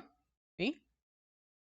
I was busy deflecting Haru-chan's attack with my stupidity barrier, so being dragged into the conversation surprised me a bit. He gave me a rather dirty, rusty, cheap-looking cylindrical key. It wasn't even attached to a keychain. It's the key to the dorm. Takumi-ni said he got it from Tayaba. Huh? Why did he do that? He said he felt pretty bad about making you sleep outside last night. What a sincere and considerate person. He really is. People like him make a living in a place like this far easier. You really... Oh, the rice! With an awkward smile on her face, Kaori-san went back to the kitchen. I'm sorry you had to see that. Don't worry, I'm just a clueless outsider. I made a blatant lie. Everyone could tell that Kaori-san and Takumi-san would make a nice couple. Oh, I'm talking about Haru-chan too. Hey, stop picking a fight with the outsider. Hey, he's bothering you too, isn't he? Not really. Anyway, if you don't have anything to do with the feast, then just get out. Stop it already. Why? Fusai-san is a victim. Be so heartless. What the hell? You're such a dummy. This is such a mess. They had to stop fighting about me. We had an innocent little girl here. Also, Tammy's info was confirmed to be true. Trying to escape seemed dangerous, and recommending it was heartless. Basically, getting out of here was difficult. That made me all the more grateful for the room. I'd been so busy trying to understand what was going on in this place that I didn't even consider how to deal with it myself. I'd have to thank Takumi-san. Hey, calm down, you two. Howdy, Tom. Want to play with Tiana? Play what? Prayer to scene 9. Now? Seriously? I wanted to show Meiko-tan how it's supposed to be done. Ah? That's fine. But wow, you really care about stuff like this, huh? Yeah, kinda. Something was about to begin. No longer the center of attention, I began drinking the hot water Kaori-san placed before me. The teacup had a strange symbol enameled at the bottom. It looked like a family crest. Yasunaga-kun, what's this mean? Oh, that's one of the Kamifuji had family crests. I should just throw it away. His harsh tone made it seem pretty likely that it was the crest of the Higuchi family, the ones who banished them here. Haruta moved a chair and sat down in front of Tiemi. Can I play the man's role? Sure. Let's go. 1, 2. Scene 9, Sun's guardians are 1 snake, 2 monkey, 3 crow, 4 spider. They started playing an action rhyme, much like Ring Around the Rosie or London Bridge is Falling Down. Fully in sync, they clapped, slapped their knees, clapped again, joined hands, etc., all according to the rhythm. And there was no mistaking it. This was actually the song I'd heard yesterday morning. 5, prepare for the feast when the evening mists arrive. 6, the badger runs along late with Nair as a fix. They were doing it pretty quickly, so I couldn't see everything, but it was definitely complex. They even raised fingers and made fist bumps. Also, I was pretty sure I'd heard that part somewhere. Prepare for the feast when the evening mists arrive. Oh. 7, the corrupt Yamibito rise to oppose the mountain. Suddenly, the song changed in tone. The movement switched up too. Haruchan hit her face while Tiemi stood up a bit and grabbed her by the shoulders. 8, death of the damned Yamibito is the mandate. Similar line, but the roles switched. 9, 1 soul per day now to bind. 10, the mist rise away again. They returned to the same tone and movements as before, but then, at a slightly awkward point, the song suddenly ended. Then they quickly stood up and that is the secret handshake. Yay! It's been so long since I did that, I kind of panicked. Apparently they were done. See that, Meiko-tan? This is how it's done. You were so fast I couldn't see it all. All right, Haru-chan. Teach it to Meiko-tan. What? Me? Teach me. All right. Yasuka, there's something I want to talk to you about. Tiemi's tone was serious. What is it? Yasunaka-kun instantly understood that it was important, but he seemed to be mindful of me. If it's about the feast, I shouldn't be here, right? Sorry. Tiemi gave me a meaningful look as I left. Probably tell me something the next time we met. I'm heading out then. Very well. You take care now. Kaori-san stuck her head out and said goodbye to me as I left the dining hall. I put together what I'd learned, the settlement's beliefs, circumstances, and the inhabitants' stances.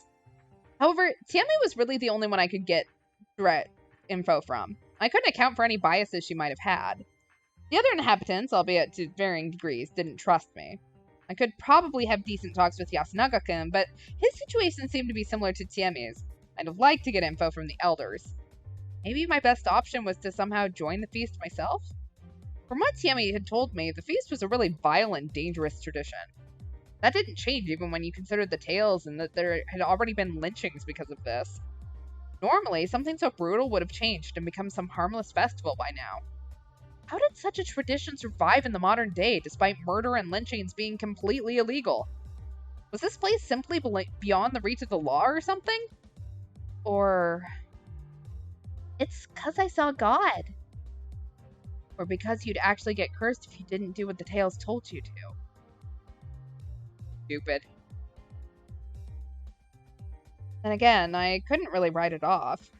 My stance on gods and monsters was basically that as long as they could be seen, I was willing to accept their existence. The belief that nothing was beyond the comprehension of modern science was narrow-minded at best. New technologies and methods could easily reveal things that were previously undetectable. This has happened many times throughout human history. The idea that there were strange animals, ghosts, or aliens that were simply beyond our current ability to perceive was entirely plausible. However, there were disappointing realities too. For example, the original story about something mysterious could have easily been a lie, trick, misunderstanding, or misinformation. Generally speaking, the mysteries of the world all turned out to be one of those. Science disproved things far more often than it confirmed them, which was pretty damn boring. Surely, even Houdini, famous for exposing mediums and other frauds, wanted to believe in psychic phenomena.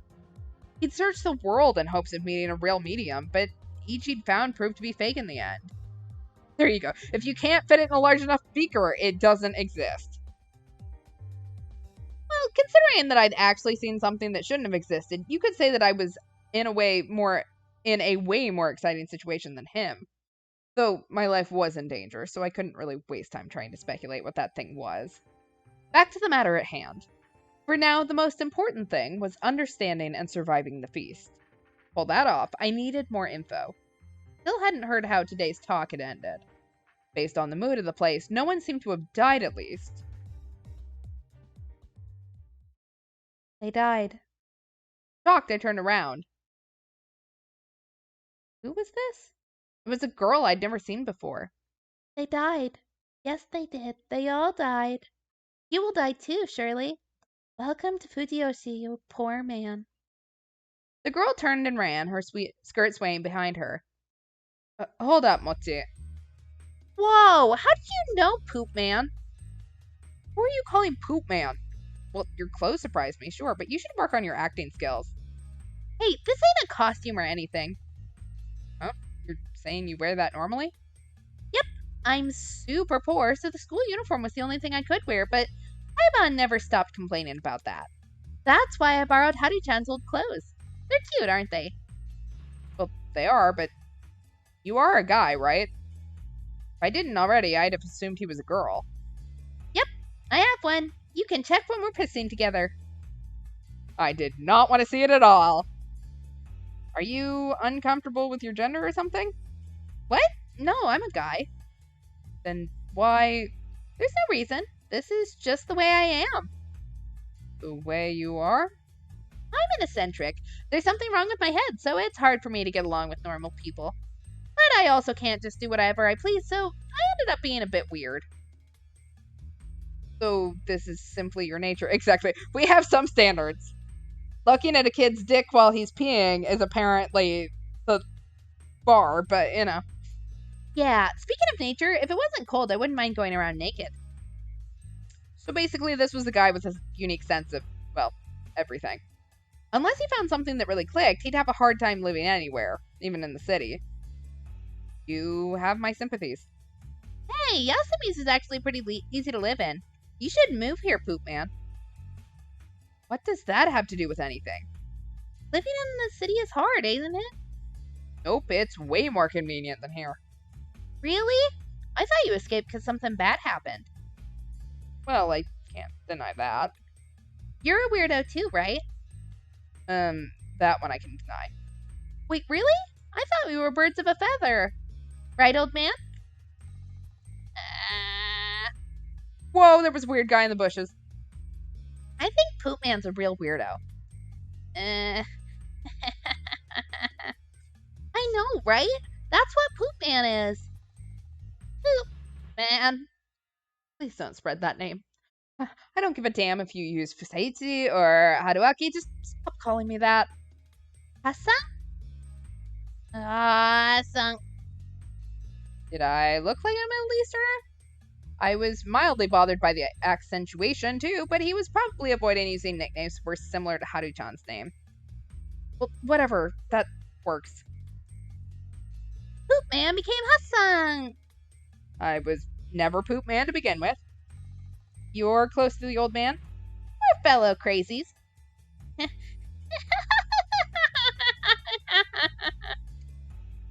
Well, the old man seemed to be enjoying it.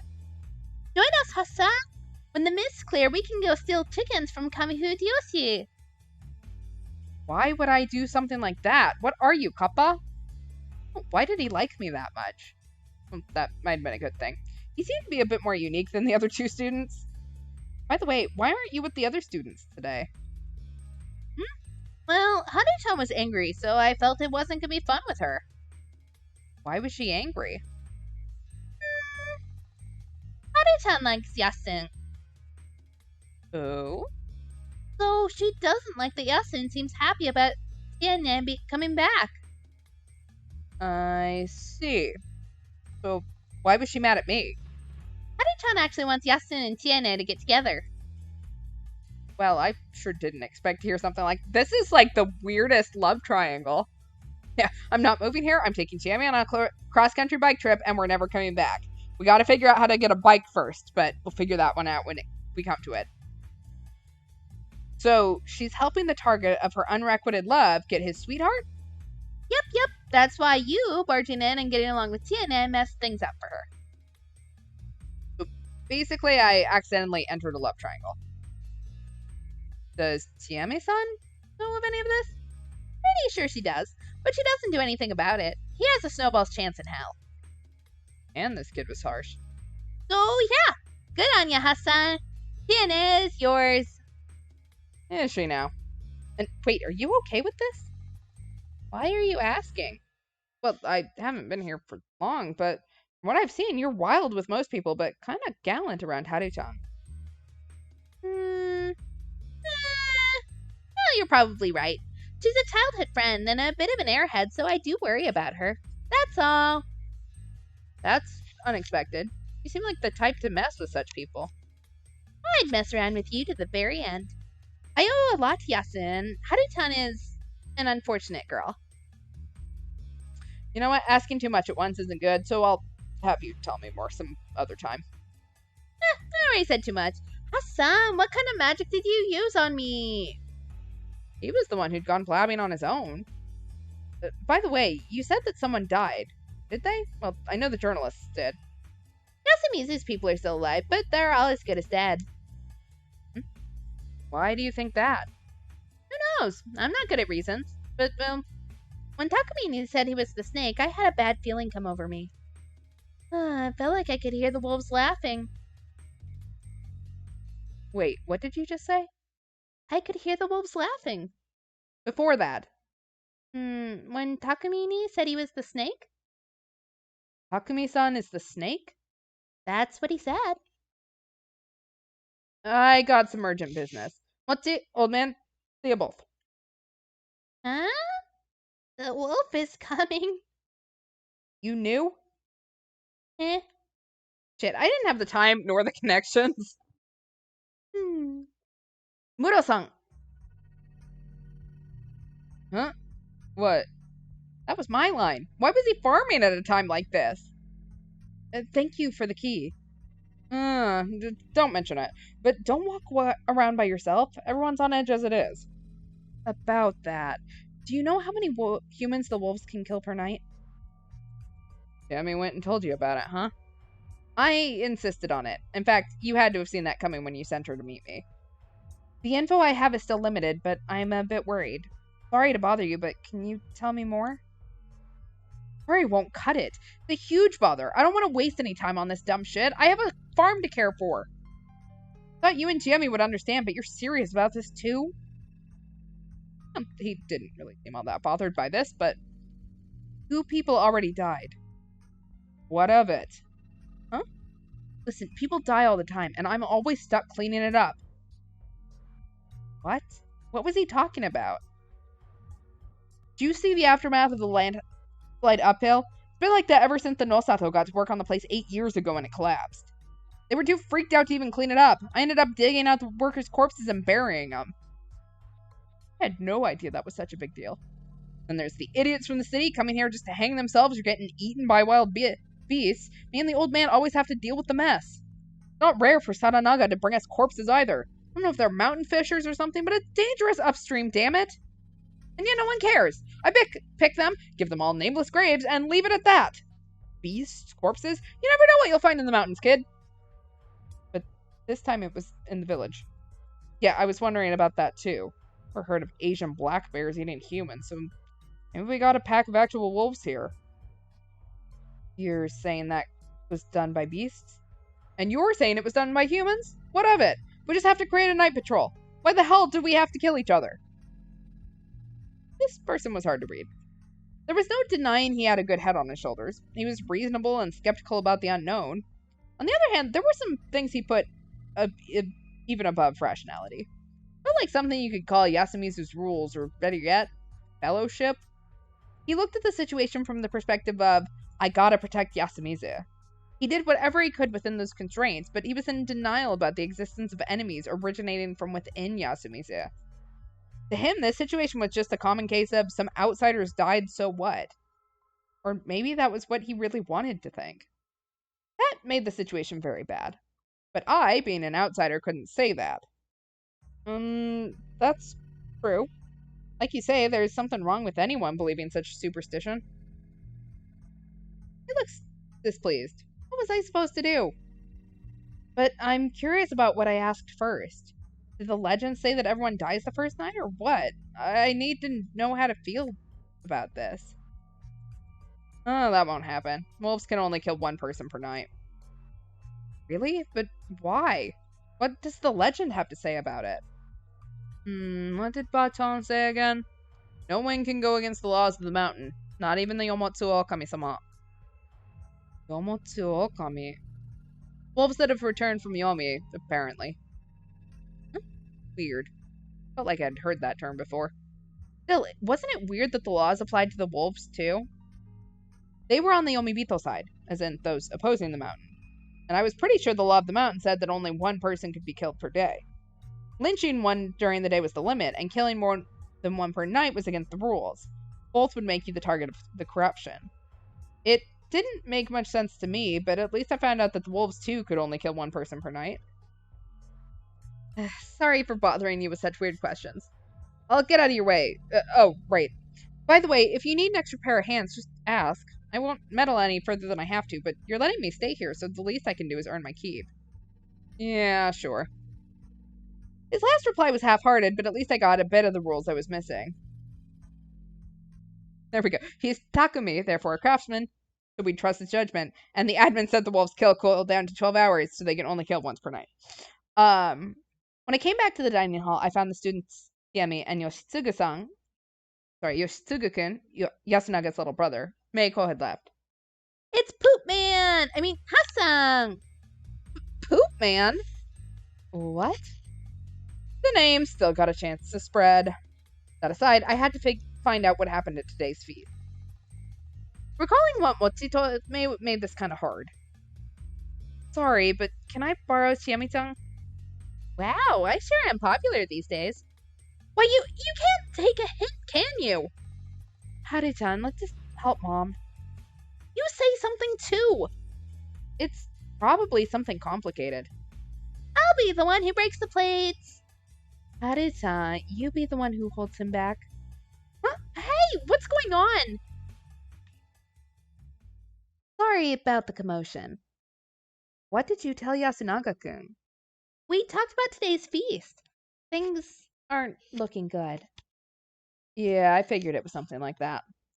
Chikamochi-kun told me that Takumi-san's revealed he's a snake.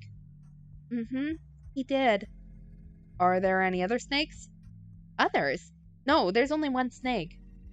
The mountain gave 4 kinds of guardians. The snake could ask the mountain whether one of the participants was a wolf or not. The monkey was the only one of which there were 2. They had the power to know who the other monkey was. The crow could determine whether the person who lynched the previous day was a wolf or not. And the spider could ask God to protect one of the other participants from the wolf's attacks.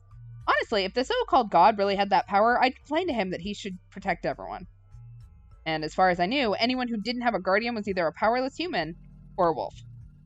The humans could kill a person during the day, while the wolves could kill a person during the night. It was a battle for survival. The humans had to do everything to find and kill the wolves. They couldn't find a single wolf during the feast. The whole event was completely meaningless. The wolves would completely crush the settlement. If you ignore the fact that it's murder, the fact that you didn't choose a wolf suspect today is pretty bad. It's a day wasted, isn't it? Yeah, that's what I told Yasuku. Then there's the fact that the snake outed himself. It's pretty bad. She understood it well. We couldn't expect the help of the police or getting a forensic investigation, not to mention we were up against supernatural monsters. As things were, the snake's power was the only way to find out who was a wolf or not. In other words, losing the snake would mean losing their most powerful weapon against the wolves. But he should be fine for today. The spider will protect Takumi-ni-chan. Huh? Hold on. We also know the spider? No, Yasukun suggested that whoever it is keep it a secret so the wolves don't find out. Sure. Kanzo-ji-chan agreed, and so we went with that. Seems like the right move. It does. We probably should have done the same with the snake. They really should have. It was best to secretly gather info without revealing their guardians. Especially for the snake. He should have kept quiet and used his power to find out as much as reasonably possible before revealing himself. I knew it was difficult to figure out right away, but the fact that the snake, the most important role, was the first to be outed was really bad. From my perspective, Takumi-san had been so focused on protecting Yasumizu himself that he'd made a terrible mistake. He appeared calm, but I wouldn't have been surprised if he'd realized this and was actually pretty shaken. What do you think will happen? She asked like she already knew the answer.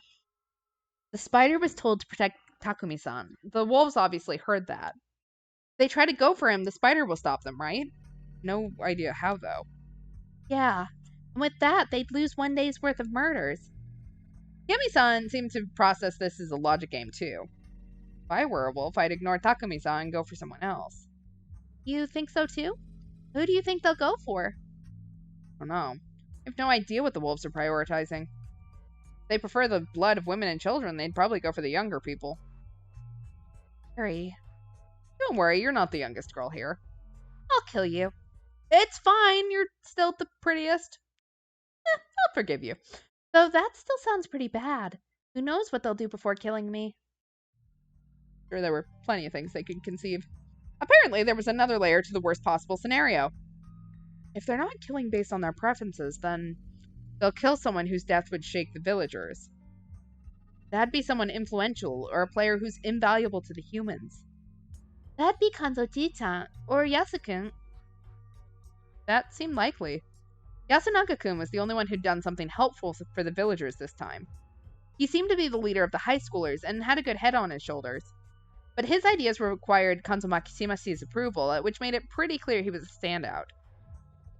Honestly, I'd expected him to take more initiative than he had, but the fact that he considered the younger people's opinions showed real leadership skills. In any case, he wasn't someone the humans wanted to lose. Yeah. Do you decide who Takumi-san will investigate? Yeah, it's Kyonosuke-san. Huh? What's with that choice? What do you mean? He asked for it, and we wanted to prioritize those who were the least popular. It'd make them safer. I wasn't so sure about that choice. Those who were confirmed as non-wolves would have much more freedom to act. At the very least, they wouldn't be suspected of wolves who were just trying to exploit the situation during the feast. That being the case, shouldn't they have opted to choose a potential leader to investigate? Well, I didn't really know if Kyonosuke no Satoshi had the skills, but from what I could tell, he definitely lacked the influence to lead. If they wanted to secure a reliable leader, they should have went for someone like Kanzo Makimashi. But wait. If the snake's target is killed by the wolves, the snake's power will be wasted, right? The dead can be investigated by the crow, after all. No, those killed at night are chosen by the wolves, so they're obviously humans. The crow can only investigate those chosen and killed during the daily feasts. Oh, I see. Makes sense. Whatever the case, perhaps investigating Kyonosuke wasn't that much of a mistake. Did that mean they were actually doing a decent job? Why are we surprised by this? Like, they're the ones who have to think about it, and we're like, you know what? They're doing a shitty job. I could do better with my eyes closed, not even thinking about it. I know, like, I do hope that Haru gets a happy ending, since she's just trying to make Yasunaga-kun happy. She's trying. Doing her best. Well, it'd be pretty bad if Kanzoshi was the one to go. Yami looked gloomy. She and I probably felt that it wasn't a complete blunder, but it still had a bad feeling about it. During the feast, everyone had to lock themselves somewhere all alone around every sunset. It was called sheltering. Well, I could understand it considering the legends, but I'd still wondered why the students didn't go to school. It was a weekday.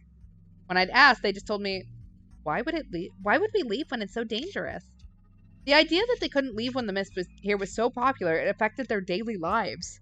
Also, the people at Kamifujiyoshi had to know that Yasumizu was covered in mist, right? Considering the school there probably had few students to begin with, the non-presence of the 3 from Yasumizu would normally be a serious problem. I knew it was a settlement from the ostracized, but did they really neglect this place that badly?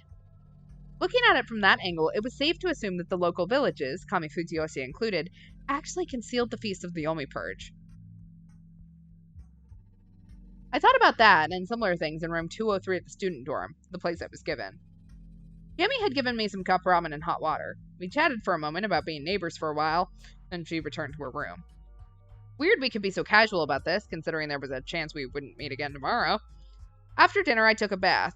The gas boiler was pretty damn old, so learning how to use it took a while.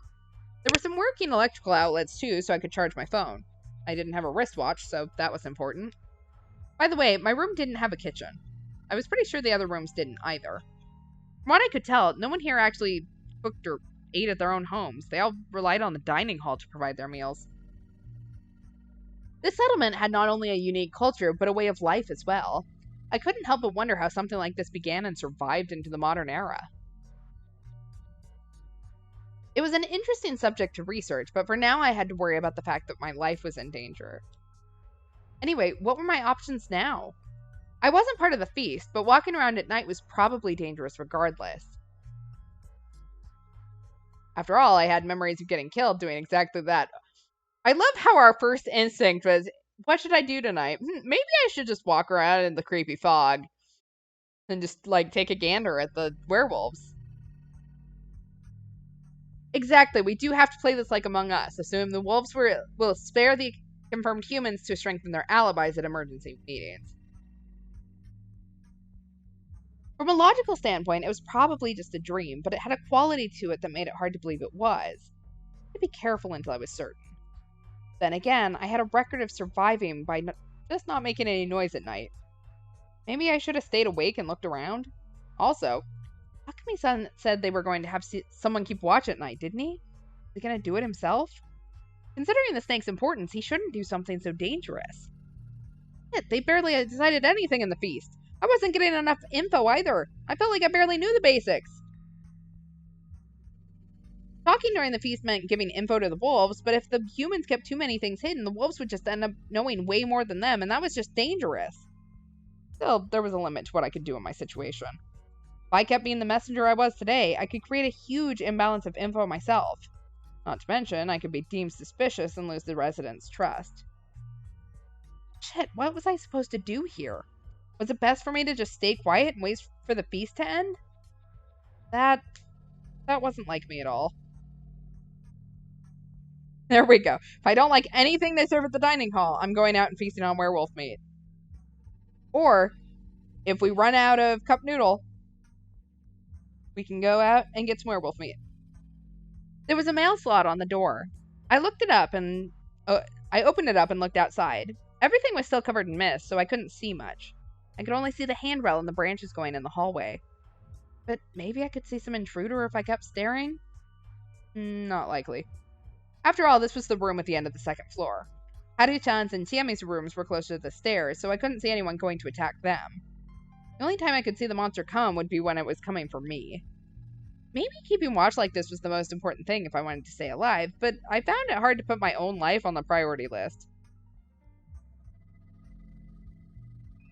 For some reason, I felt like if I died, I'd just go back to the starting point.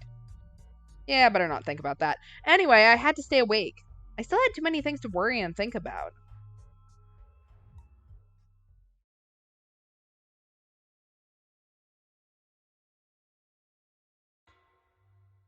Alright, we made it to Wednesday. What? As I woke up and tried to move, my head rubbed against something tough, then smacked into the doorknob. I writhed in pain. What was going on? Did I fall asleep against the door? Was I more tired than I thought? I was glad I didn't die and all, but this was a failure in my eyes. Sleeping in an unnatural position made my whole body hurt. I wobbled over to my fully charged phone. 6 o'clock. It was early morning for me. I'd have loved to just go back to sleep, but I was too curious about the feast. After washing my face with hot water and putting on my shoes, I decided to take a peek through the mail slot. Ma'am? Outside, I saw Tammy standing there with a knife in hand. I reflexively stepped back, tripped, and fell on my ass. What the hell was that? There was a woman standing before my room with a weapon.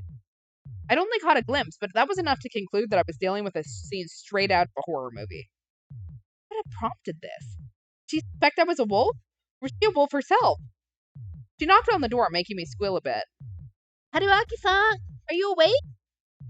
Would she kill me if I replied? Wake up! I need a hand checking on everyone. By the way, I'm armed, but it's just for self-defense. Say that sooner, damn it! Oh, so you are awake. Don't worry, I just put the weapon away. Yeah, I'm not ready for knife play. What's our safe word? I hesitantly peeked through the mail slot and saw her hopping around, showing me her empty hands. After meeting up with Tammy, we went around the dorm and woke up the students. All of them were all right. While they got ready, we went to the Nosato mansion, just because it was close. Yasumizu was still misty and unpleasantly silent. I walked carefully, just like yesterday morning. I couldn't write off the possibility that a werewolf would jump out of the mist and tear me apart. It'd be over for me. I was walking ahead, dragging Tammy by the hand, careful about where I was going. If something happened and I got eaten or something, Tammy could either fight back or run away. Is someone there? Oh, Nosato-san. It's Fusaishi and Tammy-chan.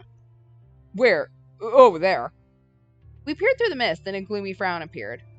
Hey there. Looks like the mansion was safe. Of course. It's old, but well protected. Not even monsters can make it in, surely. I see. Then, can we all take shelter inside? Why should I let you? This is Yasumizu's problem, not mine. I see. Good point. Then we'll just get moving and solve the problem, I guess. Huh? Wait! It's dangerous! We need to be in groups! Really, I was beginning to think this guy was best described as all bark, no bite. Though prideful and vain, he wasn't as smart as he claimed to be, as shown by his inability to take charge of the feast. Also, his fussy attitude was probably just him making up for his fear. It was entirely possible he was just putting on an air and that the mystery of Yasumizu, or rather Fujiyoshi, was actually scaring him. Anyway, we went downhill and met up with the students. Even a familiar road can be scary. Yeah, Mists sure are weird. I can get naked and no one will get mad. Stop that, you fool! Haru Makishima was acting weird. Motsuya was definitely expecting a retort from her. She didn't say anything, and her face was so pale you could tell through the mist. Hanging her head, she was lightly shaking. Everyone else could see it too, but no one chose to address it. Questions would quickly become suspicions, after all. Perhaps she was a wolf and did something horrific last night? As we all thought similar things, she suddenly collapsed to the ground. Are you alright? Don't touch me! Her hoarse scream shocked everyone. Haru-chan. Nita, I just... Sorry, but right now Yeah, I can understand if you're on edge. Be careful about where you walk. We then slowed down. Haru-chan, not touching anyone's hands, was at the rear of the group. As we walked, trees and stones drifted in and out of visibility through the surrounding mist. Our vision was so limited it felt like the world around us was changing with every step we took. A tunnel of trees, a path on the paddy field, a stone platform, a concrete stairway. We walked between realms every passing second. I was still wondering about Haru-chan. What was on our mind? Was she afraid or wary? After descending for a bit, we arrived at the plaza. I see all of you are all right. We met 2 more people in front of the dining hall. Are the elders sleeping in? Batan's still getting dressed. She's not feeling too great right now. Let's check on those who aren't here yet. Come with me, Kyo. Why are you ordering me? Because we might need some manpowder. Fusaishi, you come too. This was the first time he'd ordered me to do something, but it wasn't a situation where I could be happy about him relying on me. Yes, of course. He probably had a bad feeling. Namely, that he wouldn't be able to rely on a certain someone ever again. As I passed by Kaori-san, I heard her whisper. Yasunaga, can you help? With what, Mom? Finding Yoshitsugu. He's missing. Everyone probably had a bad feeling about this. The three of us guys checked the houses. Yasunaga-kun, Tiami, and Motsi walked around the settlement. We'd agreed to split up and start searching. The misty village was silent. I couldn't hear anyone chatting.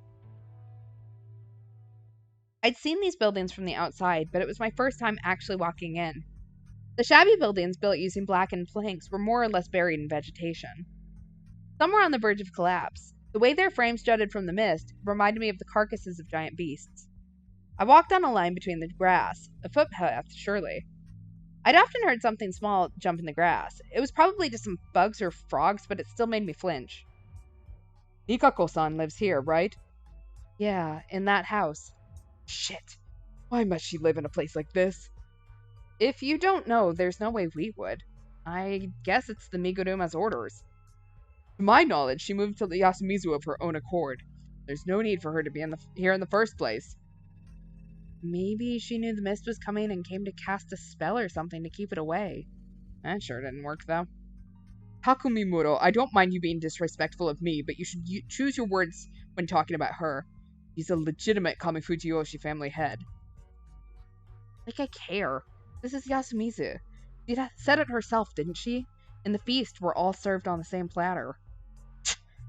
Nikako-san, are you alright? Apparently, Takumi-san didn't like the Uematsu family, or the four head families in general. Now that I thought about it, though, she wasn't as disliked as Kyonosuke-shi. The villagers in general weren't fond of Nikako Uematsu.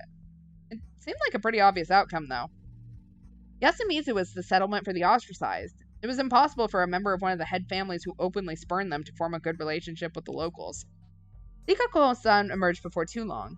She was wearing her usual strange getup, and she didn't seem any different from how she looked yesterday. I need to check on Meiko. We moved on to the next house. It felt like Nikako-san was urging me, so I woke the girl up. Meiko-san, it's morning. Well, I couldn't imagine Nikako-san raising her voice, while the other two probably didn't feel like they had to get involved with the girl. After a few calls, she finally came out, still half asleep. Meiko, I'm glad you're alright.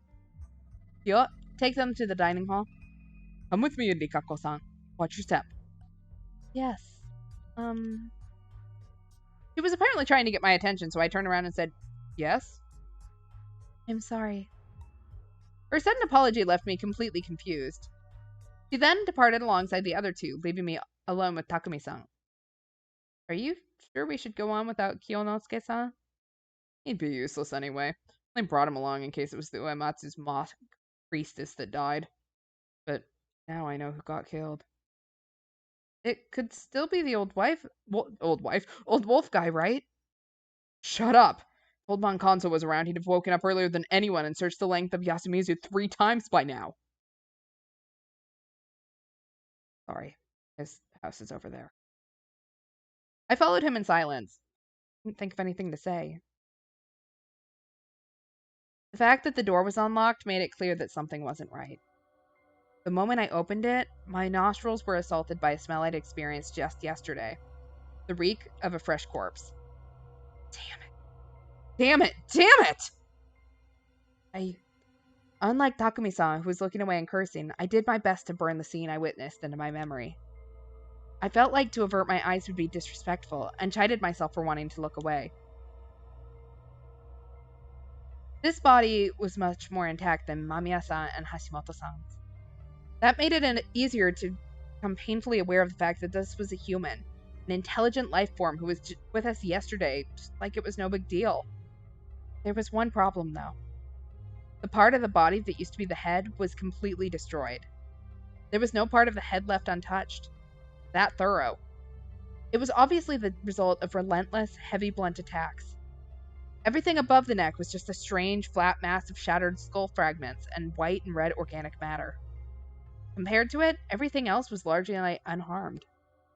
The old-looking clothing and unexpectedly robust chest for someone his age were all the proof to know that this was the body of Kanzo Makishimashi. We'll clean it up? What else? Please, wait a bit. What are you gonna do? Find out as much as I can. Since we had no idea of when we could get out of here, protecting the scene of the crime for an official investigation meant we had to leave this body to rot here, and we couldn't do that. And considering the horrible state it was in, the villagers probably wanted to take care of it their own way as soon as possible. Not much I could do to stop that. Thus, I did my duty as someone without such obligations. This corpse was completely unlike the ones from yesterday. While those two were destroyed completely, the damage on this one was focused on the head. The weapon clearly wasn't sharp. They'd used something blunt. The skin on his face was torn, but not sliced apart, and the skull was shattered. This was caused by repeated blunt attacks on the head. It wasn't my job to picture whether there was some profound grudge in this. The only clear thing here was that the wolves killed him using something blunt, not claws or fangs. It was obviously done with dedicated intent, not accidentally. At the very least, the entity that made this corpse wasn't the same as the ones that made the ones from yesterday. It made sense if you separated them and assumed that yesterday's was the corruption and today's was the wolves. But the thing I'd seen when I was walking around at night that time had the appearance of a wolf. Or rather, a werewolf. If the werewolves were the ones bringing the corruption, the tale all this was based on would make even less sense. If the corruption was the Great Lord Sinai, the mountain god's punishment, it'd be weird for it to be delivered by the wolves. Holding back my nausea, I looked back at the corpse. Then I rolled back my sleeves and reached for the destroyed head. Hey, what are you doing? I'm pretty sure I'm wrong, but I'll still have a look. Decapitation meant body doubles. Mystery writing 101. If someone brought in and killed a person with a similar build to Kansushi's, then left him here, his death could easily be fake. Did Kanso-san have a silver-capped tooth in his lower jaw? No, he didn't. His voice was strangely forced. I looked at him and realized he was kind of pale. I might have overdone it. Still, I couldn't be soft in this situation. He was proud that he didn't need any crowns or anything despite being over 60.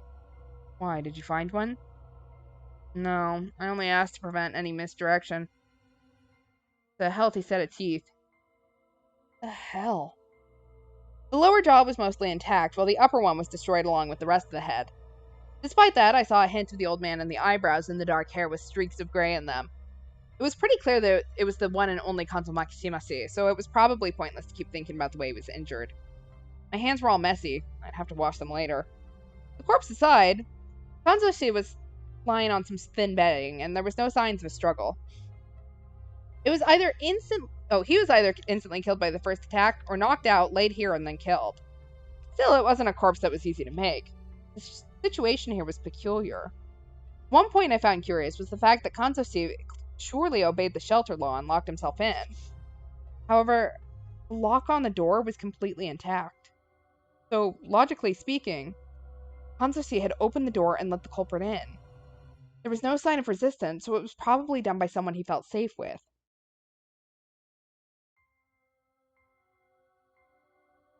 However, if this was a normal killing by the standards of the Feast of the Yomi Purge, then this was definitely made possible by something unnatural. Back to the situation at hand. The futon and everything around it were bloody, obviously, but there was another strange thing about the crime scene. The dampness. Some spots were really wet, and clearly not because of the mist. It was like the murderer purposely spread some water here. Were they trying to wash away the blood splatter on them? There was no point in doing it in front of the body. The footprints were faded. Were they trying to cover their tracks? They were still pretty visible, though. It was more like they put bloody footprints on a futon and tatami that were already wet. The shape of the prints told me that they weren't made by Western shoes, Japanese clogs, or wild beasts. They were just long ovals reminiscent of those made by Zori sandals. There weren't that many of them, though. Most of the blood was absorbed by the futon. But from what I had, I could tell that there was only one type of footprint. There we go. Silver cap tooth does mean biting the werewolves might actually be a viable move.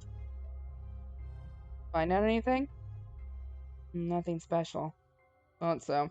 You don't specialize in this, do you? Sadly, no. All I knew was that the culprit was a very dangerous human. As I washed my hands, Takumi-san removed the sliding door and put Kanzo-san's remains on it. He covered his destroyed face with a nearby hand towel and prepared to carry it. You take the other side. Got it. We lifted it up and, yeah, this was definitely a job for two people. We went out into the mist. Are we throwing him into Saranaga? What Ba-chan would want. Because he'll be corrupted if we don't? Yeah. A voice devoid of life. I couldn't call out to him. Pushing him any further was dangerous. I could tell by the air about him. My fault. Why? I messed up in the feast. That was entirely possible. This proved he was aware of it himself. I would have said that, but it felt wrong. I don't know much, but I think you were trying to do your best. What's the point if I mess up like this? Then you need to make up for it. I think you'll have to be the one who leads Yasumizu now. Well, I couldn't either. I was just an outsider, so I had no idea how to console him. Feeling powerless, we approached the dining hall. We'd pass by here and go straight for the graveyard. Tai Yamawaki-san had come out too. She was in the midst of prayer. Kaori Oribe-san was standing next to her. She looked completely out of it. I know, we did do quite a bit of deductive reasoning there, and the air of stupidity, went away for a bit. Hikako Uematsu was covering Meiko's eyes and looking straight at me. Haru-chan, Hanzo-san's actual granddaughter, was watching her grandfather's corpse with an intense expression. It probably wasn't good to make any assumptions here, but I couldn't help it.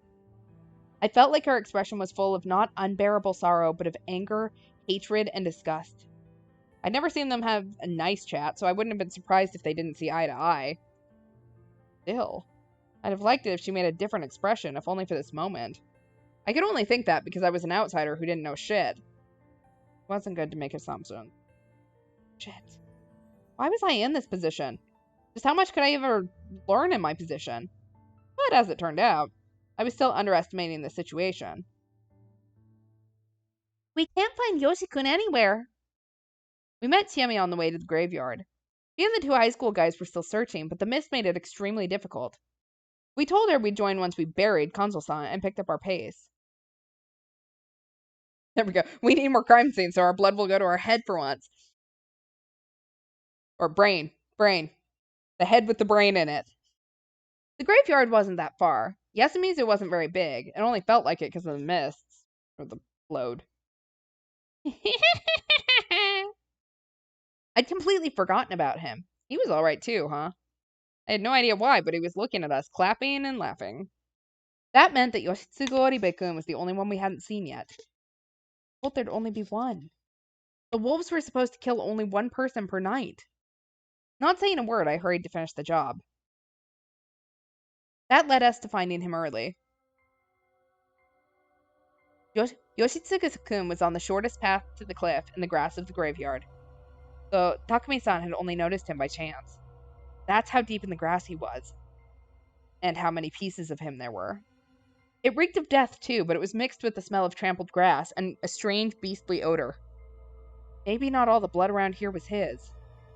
Unlike Kanzo-san, he left clear proof of a tough battle and intense pain. Yoshi had guts. Takumi-san's voice was shaking. He picked up a soccer ball-sized object.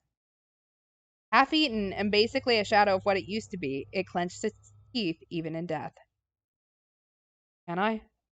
Takumi-san gave it, Yoshitsugu's head, to me, and I put my finger in its mouth. I was curious about what was stuck in there. What I found was a clump of beastly fur. He did try to bite it! Legend! He literally fought tooth and nail, resisting until the very end. Resisting what? Obviously the being that brought the corruption. It didn't take long for the news of Yoshitsugu Oribe's death to spread across the village. I'd heard that the pain of losing one's child was beyond any description. Oh, that's a good question. Can a human kill a person in the day just before the night ends? Then the wolves killed someone during the day and people won't find out until the two corpses are found. That's a possibility. Even so, Kaori Oribe-san broke down so badly it felt abnormal. The mild-mannered woman became a mad beast. We had to band up to keep her from running to where we found Yoshitsugu's corpse. We'd already gathered it up and thrown it into Saranaga after all.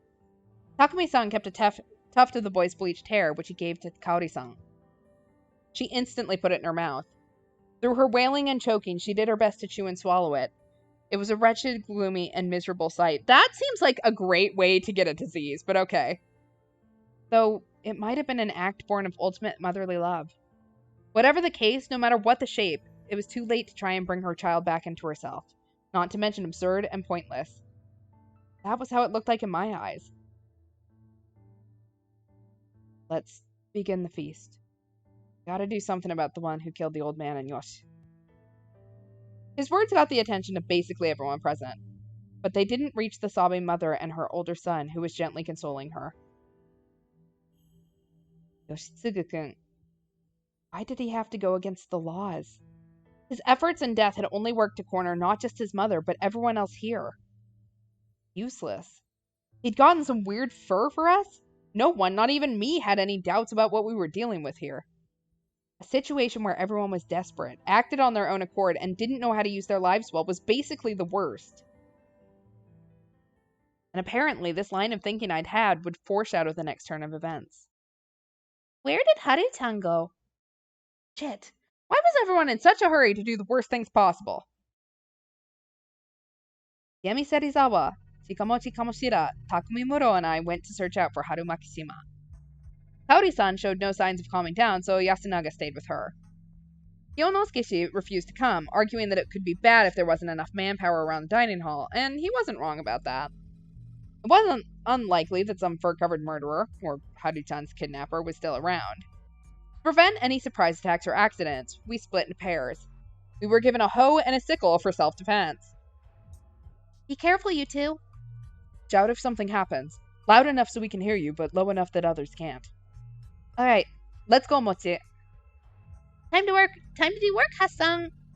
The skirt would have made the search harder for him, so he changed into his school uniform. It wasn't cut out for the job either, but he had no other clothes. At least it was better than a one-piece dress. He seemed to enjoy wearing girls' clothing, so changing into the uniform was probably his way of showing he was serious about this. He kept his easygoing tone of voice, but I felt like there was gravity in his eyes, too. He might have been pretty shaken. Haru-chan! Haru-chan! We walked around Yasumizu, shouting until our throats became dry. We checked every bush, all the patches of tall grass, and behind every tree. We even searched the water around the paddy fields, but it didn't feel like we were any closer to finding her. What do you think happened to her? I don't know. Maybe she's shocked by her granddad's death. No, before that. She's been acting weird since this morning. Was she? You really fastidious or something? What? A clean freak. Hates anything dirty. I think I saw hints of that ever since we first met. Oh. I'd say she's just the greatest scaredy cat here. Scaredy cat, huh?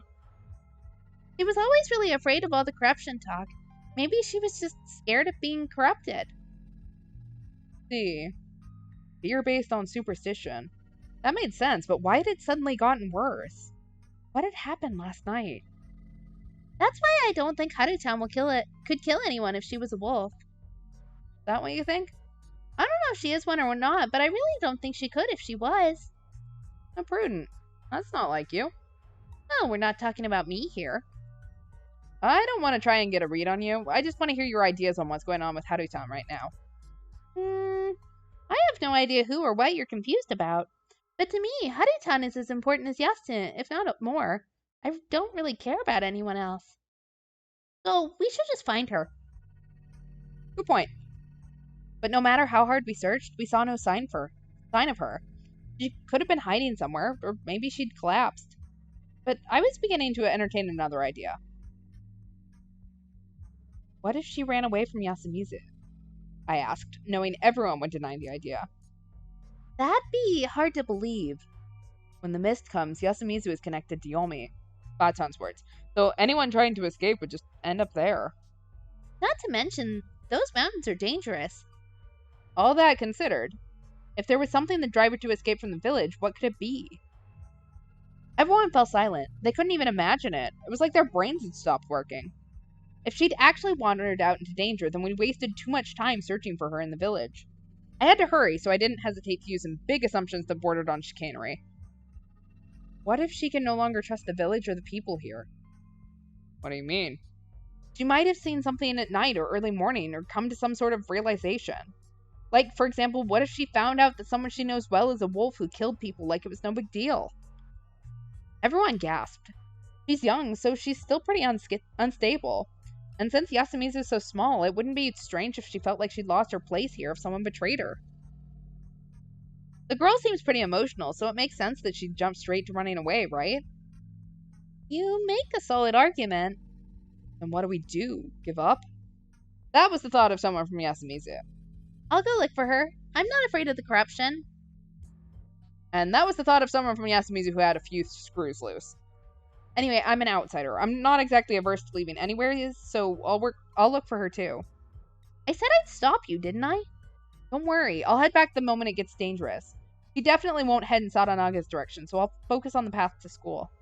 Also, adults shouldn't turn their backs on children, right? Hassan. I can't argue against that. Of course, it's possible that she's still in Yasumizu, so you two just keep searching for her here. Leave it to me. Run away if it gets dangerous. Hassan, about what you just said. What do you mean? You know the thing about Harutan losing trust in everyone as a result of something she saw? What about it? That didn't actually happen, did it? Who knows? I was just raising the possibility. Likely, though, isn't it? So what, you think she saw me or Yasu walking around with a mouthful of huge fangs? That's a possibility, too. Not sure I buy that. Is that just your intuition talking? Yep, it is. Speaking of which, I also feel like this Feast of the Omipurge is designed to keep the wolves from being outed easily. You can't see them at night because you can't walk outside. You can't stay gathered in one place and watch each other. You can't call the police, so there can't be any investigations. And since everything's covered in mist, things can happen without anyone realizing. And that's why you can't get that sort of solid proof. How could the players send people to be hanged without the slightest bit of material evidence? If you ignored the weird guardian powers, it was all quibbles, agitation, sophistry, emotional arguments, connections, popularity, basically the power of communication. I don't really get why, but yeah, I think it's designed that way on purpose. Nothing was certain. They were put in a dangerous argument, with their only weapon being their eloquence. It was a feast of doubting, hurting, and eventually killing one another. There was such malice behind this? Then Chikamochi Kamoshida had a point. Are you a detective or something? Nah, that'd be Yasu. He might know more than he lets on. I'd have to talk to him then. Yeah, maybe it is heartbreak from losing in the love triangle. We arrived at the mountain pass separating Yasumizu from the rest of the world. The large sides were like a torii without a top. They might have had religious significance. There's no rule against stepping beyond here, right? Nope, only that you can't run away from the feast. We were going out to find Harutan, so we were good. Ignoring the fact that Harutan was breaking that law, we passed between the stones. But we soon had to stop. The path was blocked by a landslide. According to Mochi, despite being pretty rocky, the ground in this area was strangely fragile, so landslides weren't that uncommon. There'd been some pretty rad rain last night, hadn't there? If that was related to the mist's appearance, it wasn't unlikely that we'd get both the mist and the landslide at the same time. Despite that, this felt just a little too convenient. I had to consider the possibility that the people in the settlement above blocked the road to keep the Yomibito from getting through.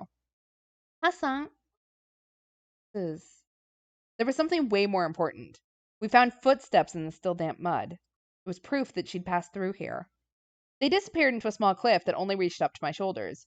She had to have climbed up and disappeared into the forest. Let's hurry. Yeah. The term virgin forest was used to describe forests that were still untouched by mankind, letting nature have complete control over it. Many of the cedars here looked imported, so that term probably didn't apply to this one. However, it wasn't tended to whatsoever, so words like natural or undeveloped definitely worked. There were many burned saplings on the surface, a canopy of leaves above, and a thick mist all around. Certainly didn't feel like a place humans were welcome. For better or for worse, the new ferns seemed slightly trampled, indicating someone had passed through recently. Over here! Be careful. She got lost on this road after all. Harutan! You really be shouting like that? It's one of the basics of living in the mountains. The beasts run away if you scream. Oh, yeah, I'd forgotten about the very real threat of wild animals. I realized I'd lost myself in the mood and became kind of embarrassed. Haru-chan, say something! Shouting over and over, we kept moving forward.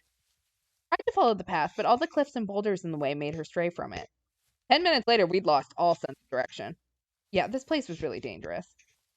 Did we really find her? And even if we did, wouldn't it be too late? I was reminded of Yoshitsugu Oribe and his cruel fate. Were we about to lose yet another life? As my thoughts turned to that very real possibility. There we go. A virgin forest. I have found my people. I heard some weak weeping. Haru-chan! Mochi! Stay away! Are you alright? Please, don't come after me! I had a bad feeling about this. Something really bad might have happened to her. Wait up! Hey! Hikamochi went after the voice with no hesitation. His body was quickly buried under all the plants and mist. Give me a hand, Hassan! His lack of hesitation felt dangerous in some way. Was I just imagining it? Anyway, I went after him and quickly caught up. It hurts! It hurts! Haru Makishima was buried under all the greenery. It's her leg! Stop! Ow! I walked up and, man, this was pretty bad. Her leg was all covered in blood. Her shoe and foot were pierced by a sapling that was broken right at the bottom. She stepped on this? Can we break it off? Nope, we gotta pull it out. That'll open the wound. There's some lawn marsh, pennywort, and chameleon plants here. Let's close it with them. You can do that? Nosato is the family that made medicine. First I'd heard of that, but I had no choice but to believe him. Listen to the 8-year-old. She resisted verbally, but she was too tired and weakened to do it physically. I picked her up, doing my best to ignore her wailing because of the pain, and pulled her away from the branch. Komochi quickly took care of her wound and used a handkerchief to stop the bleeding. Let's go back. Can you carry her? Of course. You sure you don't want to do it, though? Who knows? I just don't have the build for it. I thought of saying that Haru-chan would have preferred him, but she was barely conscious thanks to the pain. We didn't have time to waste on sentimentality. Lead the way. One lost person is enough for one day. Going back is easy. But man, it really does look like getting out is impossible. Agreed. Haru-chan, I'm so glad you're all right. He isn't. Takamine, call Taiba. We've got a wound to patch. Got it. Our return caused quite a commotion, and by the time things began to calm down, it was way past noon. Haru Makishima's escape attempt distracted everyone, but none of the problems were actually solved. Kanzo Makishimashi was killed by the wolves, while Yoshitsugu Oribe was taken by the corruption. Yoshitsugu-kun's death was especially problematic. Each meaningless death was yet another obstacle against resolving the feast. Even if they picked and hung someone during the day, it wouldn't guarantee there'd be one less wolf. It was way more likely that they'd get rid of an innocent. Even worse, the wolves in the group would most likely try to leverage the hangings in their favor. They'd claim to be innocent while casting doubt and blame on the other survivors. To win, the humans needed to do their best to see through such trickery and identify the wolves, possibly even making them confess. That was how I saw it anyway, and I was the one with the least info here. With that in mind, all humans who died by breaking the rules were actually doing the wolves a favor. If she'd actually disappeared, I'd have said the same about Haru Makishima, assuming she was human anyway. Perhaps someone encouraged them to break the rules? If that was the case, the wolves were ruthless, knew the rules well, and were steadily advancing towards a complete victory where all humans lay dead. That'd be someone influential or a player who's invaluable to the humans. That'd be Kanzo-ji-san, or Yasukun. Just as we'd feared yesterday, the wolves had silenced one of the most important people in the feast. It was hard to believe they'd chosen him just because they were scum or because they didn't like him. The situation was really bad. Another thing to note was that Yoshitsugu Oribe's death greatly affected Kaori-san, who was responsible for everyone's meals. That was a major problem. Good work, everyone. Here's some... When she tried to give us tea once we returned from the search, her face was pale, and she was shaking like she was having a seizure.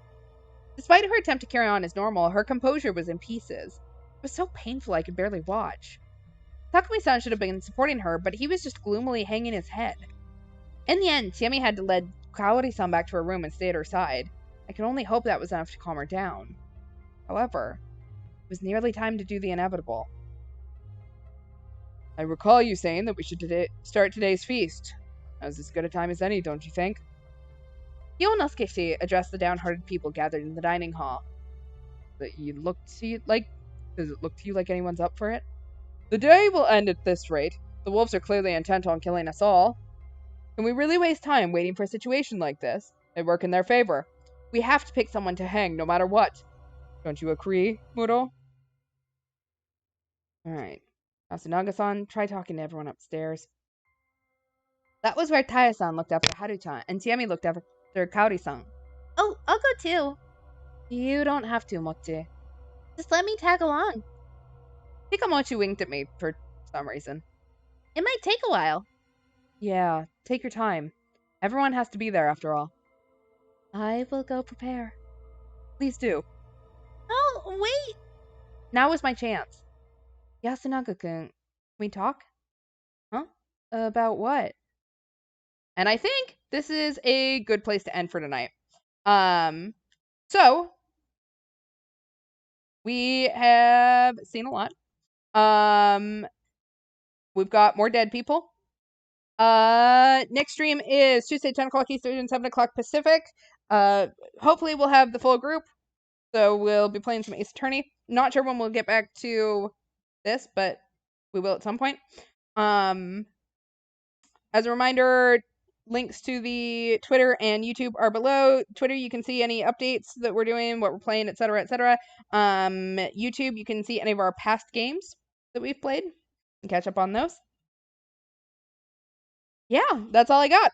So have a good night. Wash your hands, wear your mask, get vaccinated, and we will be back on Tuesday. Have a good night. Goodbye.